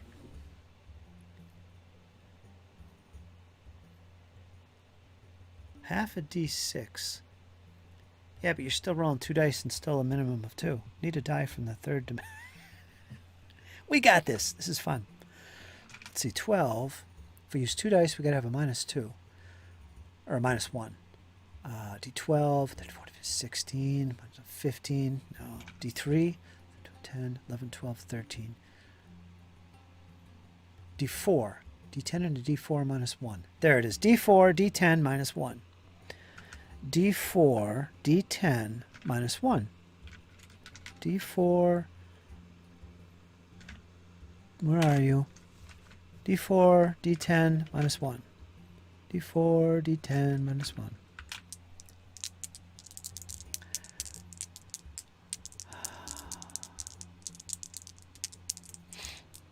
Back in the day, when you played AD&D, you had to be up on these numbers because you're playing with bell curves and flat random stuff. You got to know the effect of different dice combinations and rolling less dice or smaller dice or using modifiers. So you got to think on your feet. Polish should be ashamed for making you think that. It's good though. This is how it works. I mean, this is a way of doing away with floating modifiers. You just roll a dice combo. Anyway, here we go. 1 to 13. Iron Man is going for his first level spell. What did his master teach him to call upon the Lord of Pelor? Actually, what's wrong with me? You're a cleric. You can pick any spells. What's the matter with me? This would be for a wizard. All right, Iron Man is an NPC, and I'm randomly generating what spells he has prepared for the day. Okay? That's what's going on. He got a 7 plus 2 is 9 minus 1 is 8. He got protection from alignment with an asterisk symbol. What does that mean? Plus 2 armor class and saves, plus other defenses. So he gets plus 2 against alignment. What the hell does that mean? Alignment damage? Page 118. I'm curious now. 132. 132. Protection from alignment. It's a level 1 cleric and level 1 wizard spell. Let me whip through this. The spell creates a magical barrier around the subject at a distance of 1 foot, offering protection against 1 access of alignment: evil, good, chaos, or law. Only 1 protection spell can be in effect at a time, even if each would protect against a different alignment. The barrier moves with the subject and grants a plus 2 bonus to armor class and savings throws against creatures of the alignment chosen. That's useful. The spell prevents bodily contact by all summoned or conjured creatures of any alignment. The melee attacks of such creatures fail, and the creatures recoil from the protective magic. The protection against contact by summoned or conjured creatures ends if the warded creature makes an attack against or tries to force the barrier against the blocked creature. Spell resistance can allow a summoned or conjured creature to overcome this protection and touch the warded creature. Blah, blah, blah, blah, blah, blah. As a material component of lodestone. So you got to have that. You got to get yourself specifically a lodestone. All right, so I made a mistake there. It's a cleric. Clerics pick their spells from what's available from their god. They don't. I was thinking he was a wizard for some reason. Anyway, yeah. This is the 7th printing of the Player's Handbook. I used it like once.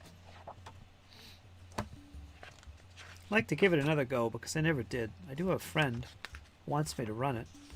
And possibly a couple other people who are interested. So I might. I don't know. Good old school stuff. Really. With a modern take.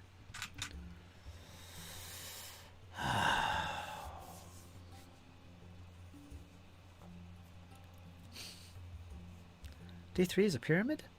Ah, it's a D6 divided by 3. Usually. I am neutral, so protect from good and evil. I am neutral, so protect from good or evil. Well, you could say something like, all right, we're in this dungeon of death and doom. There's a lot of goblins. We know goblins are evil. We're going to use evil. Protection from evil. The magic bubble appears before you. And all those goblins, assuming they're evil, are going to have penalties to attack you. Well, your armor class is going to be better by +2, right? So, not really a penalty, but a bonus for you against evil creatures. That's pretty cool. But whatever. It's all that creating food and water that's going to come in handy, I'm telling you. My God would grant me rake leaves. Astral traveling John Longshore. I gotta put these away because I'm not gonna work on any more of them. Oh, man, there's a lot of them. Well, you know what? I got 2 more of these to do. Let me do that.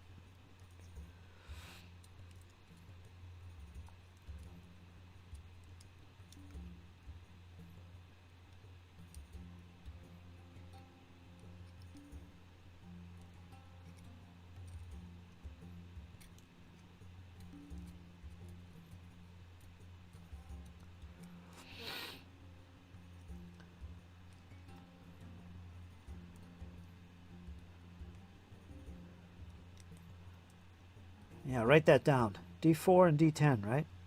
-1.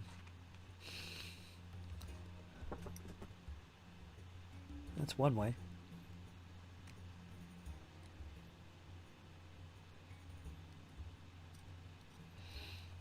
I ain't gonna write that down.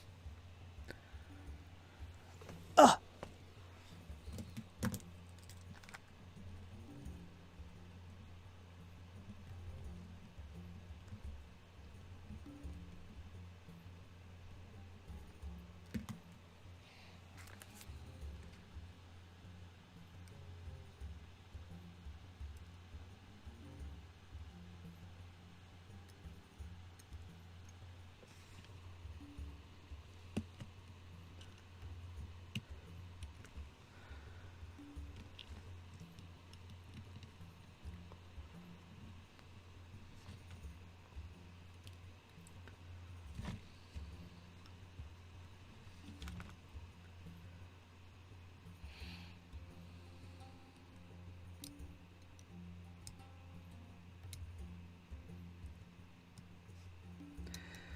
My players, Kyle and Rachel, they do such a great job role playing. Our session on Sunday was a blast. They do a way better job than me. They're role playing kobolds. And I don't know, much better job than me. They do such a good job at it, man. They're funny.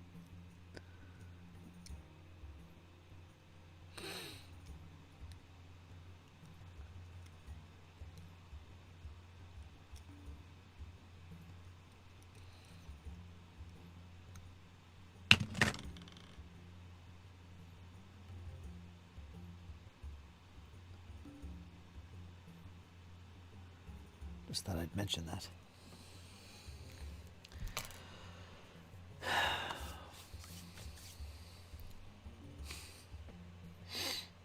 Oh yeah, if you're playing in Foundry, you can just put in a die roll of whatever you want, 1 to 13. That's easy. So there's always that.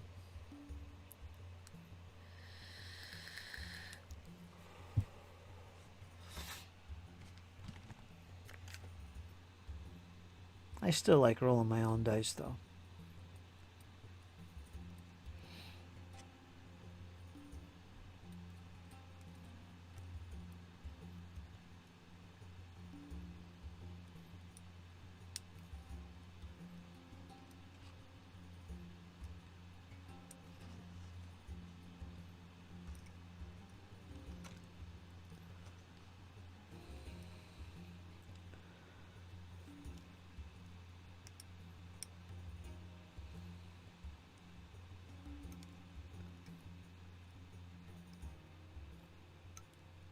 Oh, I just realized I gotta get groceries. My house is empty.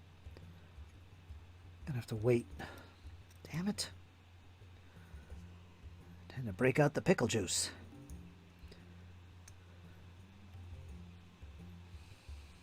I'm supposed to buy some Kings of War.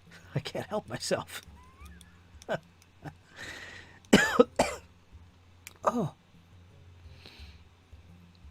Yeah, I gotta get some Kings of War pretty soon.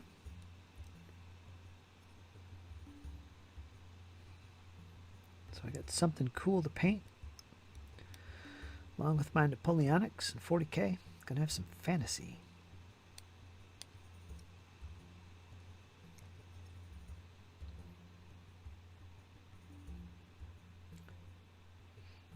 I asked you the other day, Iron Man, if you're still there. I think you are. I didn't see the answer. But, you think you'll ever play Hyperborea? I think you'd really enjoy that.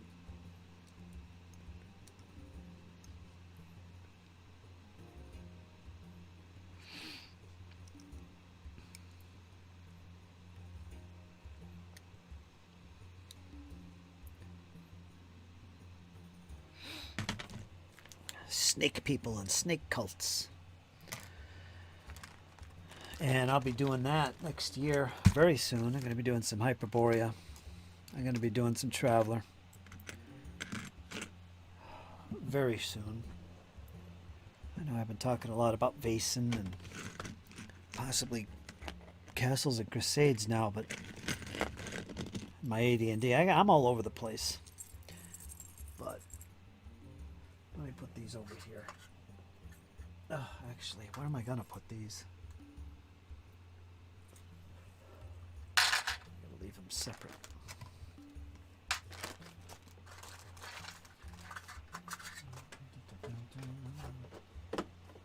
Alright, that's enough of them. I think I'm going to relax now. Oops, let's turn that off. Okay. Oh, my camera's gotta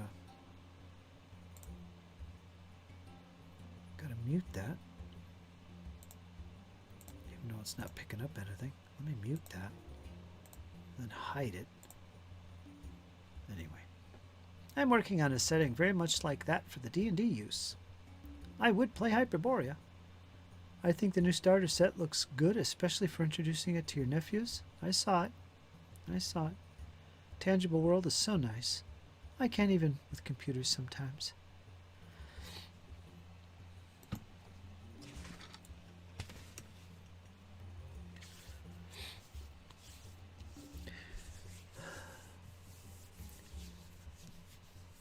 At this stage, I'm at a point where I think Traveler's a big deal for me. That's something I really, really want to get into big time. I've had an itch for this stuff for years, and it's driving me crazy. Traveler's a big one for me. For a lot of reasons, but that's something that's really on the top of my list. For quite a while now, it's been on the top of my list, and I've been slowly gathering resources to do it. Mongoose version, of course. And I got introduced to Traveler about earlier this year, actually, and was quite surprised pleasantly, and decided to go all out with it. I'm very excited about that. That's a big one. So I'm definitely going to be doing that for sure. That's going to be a campaign too. I got to run all kinds of things with that. It's like a whole new hobby for me now. Cool. And the other one is Hyperborea.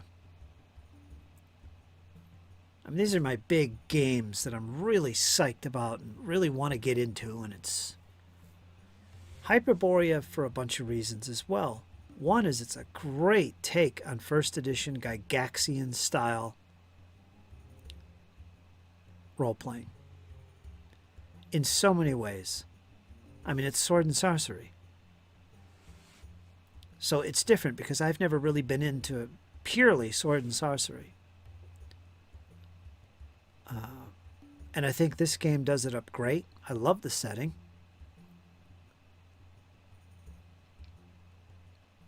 And I love AD&D First Edition, so this is a natural. I got to do this. This is like, wow, this is the thing. So that's very high on my list, right up there with Traveler, Hyperborean. It's been that way for a couple of years now. Really digging this genre of sword and sorcery.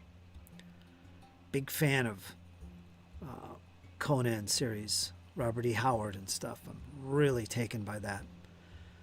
So that's a big thing for me.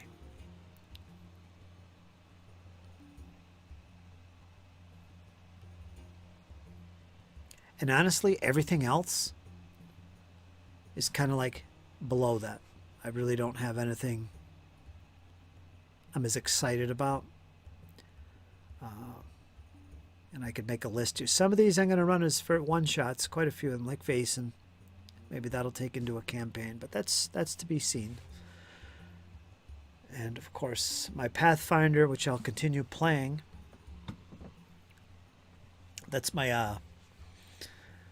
that's something I'm just going to be doing forever, I think. So there is that.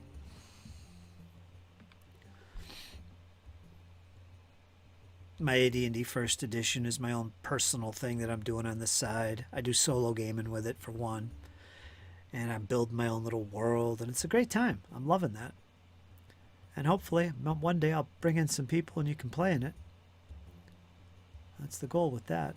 And I got a bunch of other games that I want to play here and there, and we'll see what happens. But yeah, Hyperborea and Traveler, I think they are the ones for me, alongside my Pathfinder. That's a big deal for me, those games. If I was to really narrow and focus things down, that's what it would be. That's what it would be. So there, a little bit more about my hobby interests. Did I miss out anything, James?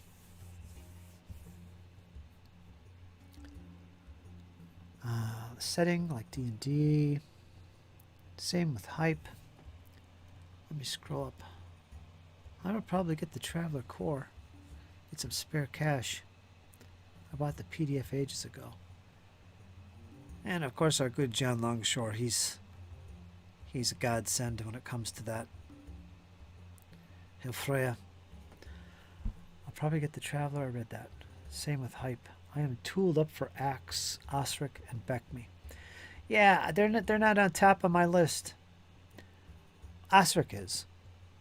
But I want to try them. I want to play. I'm going to do something with them because I've talked about them. And Beckme's great, man. Axe is a great take on Beckme type play. But you got to focus. I got to keep my attention on a little bit here and there. But Osric I do. That's part of my AD&D thing.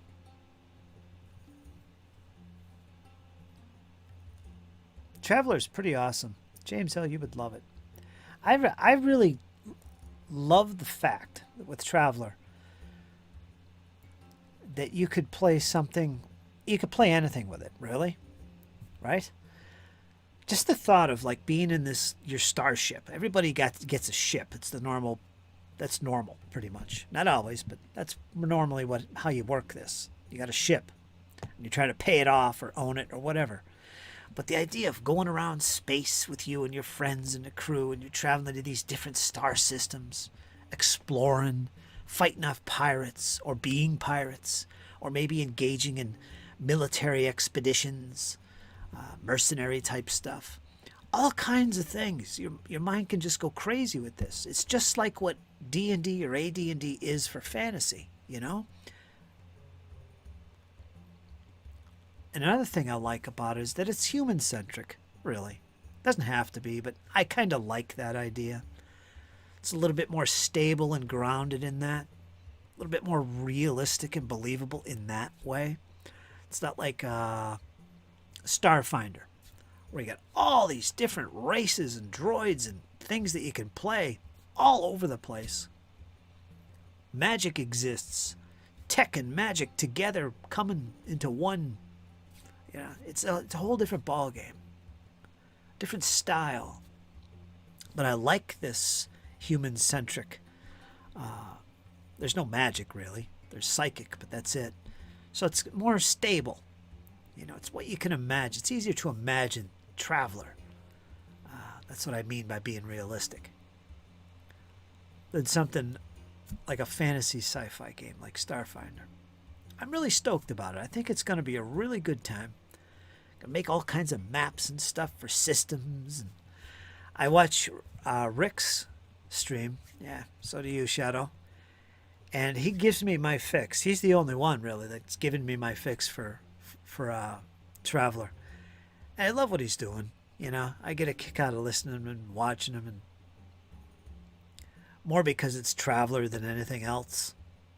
See how the game can be played, and it's fun watching his stream. He gets me my fix.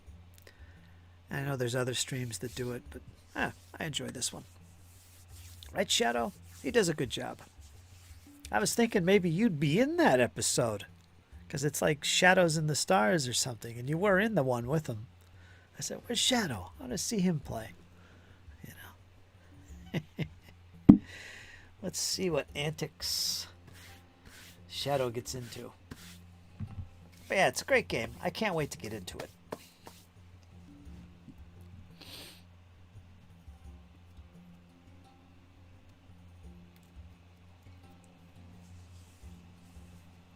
Oops.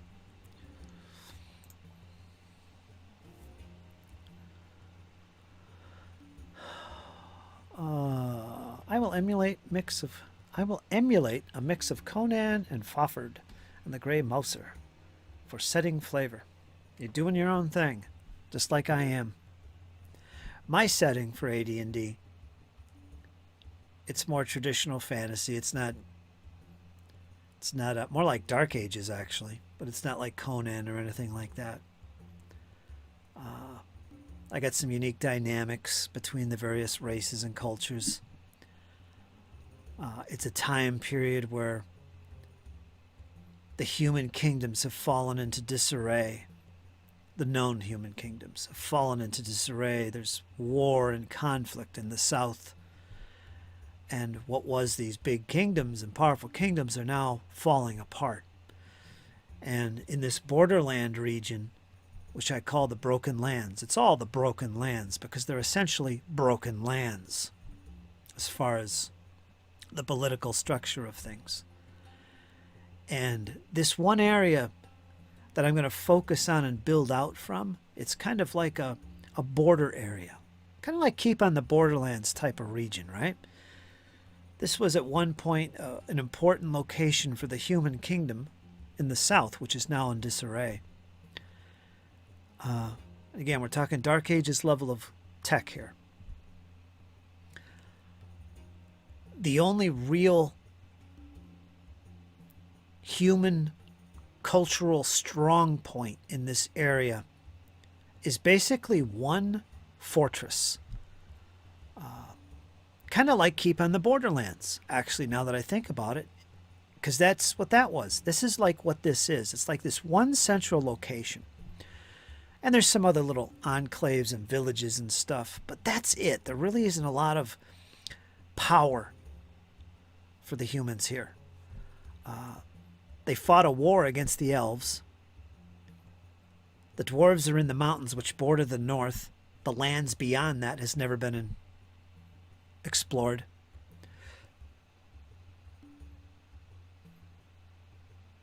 Some might say a land known as Hyperborea might exist there. The North Wind. Who knows? But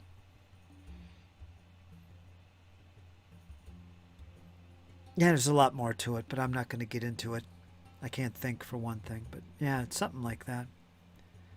So there's a lot of almost lawlessness. You got to be careful, you know. There's a few human settlements, but man, the humans don't have much reign over here.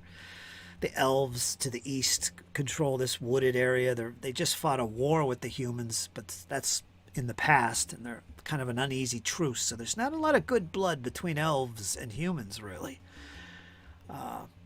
But you're going to see the rise of things like warlords. You're going to see the rise of nobles who are claiming a piece of land for the sake of their own well-being as well as maybe for humanity up here in this area. But the kingdom, which owned this property, this land prior, no longer is exerting any control here officially.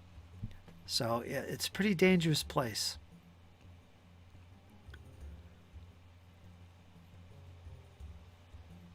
Yeah.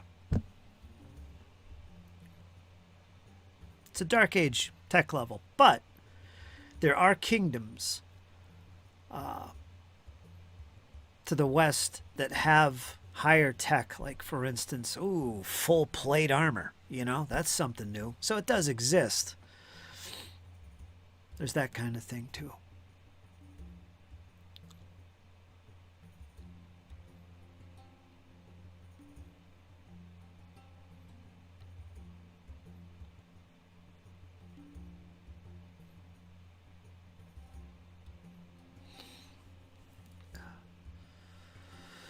Yeah, he does. Rick, I think we'll meet up in a game soon.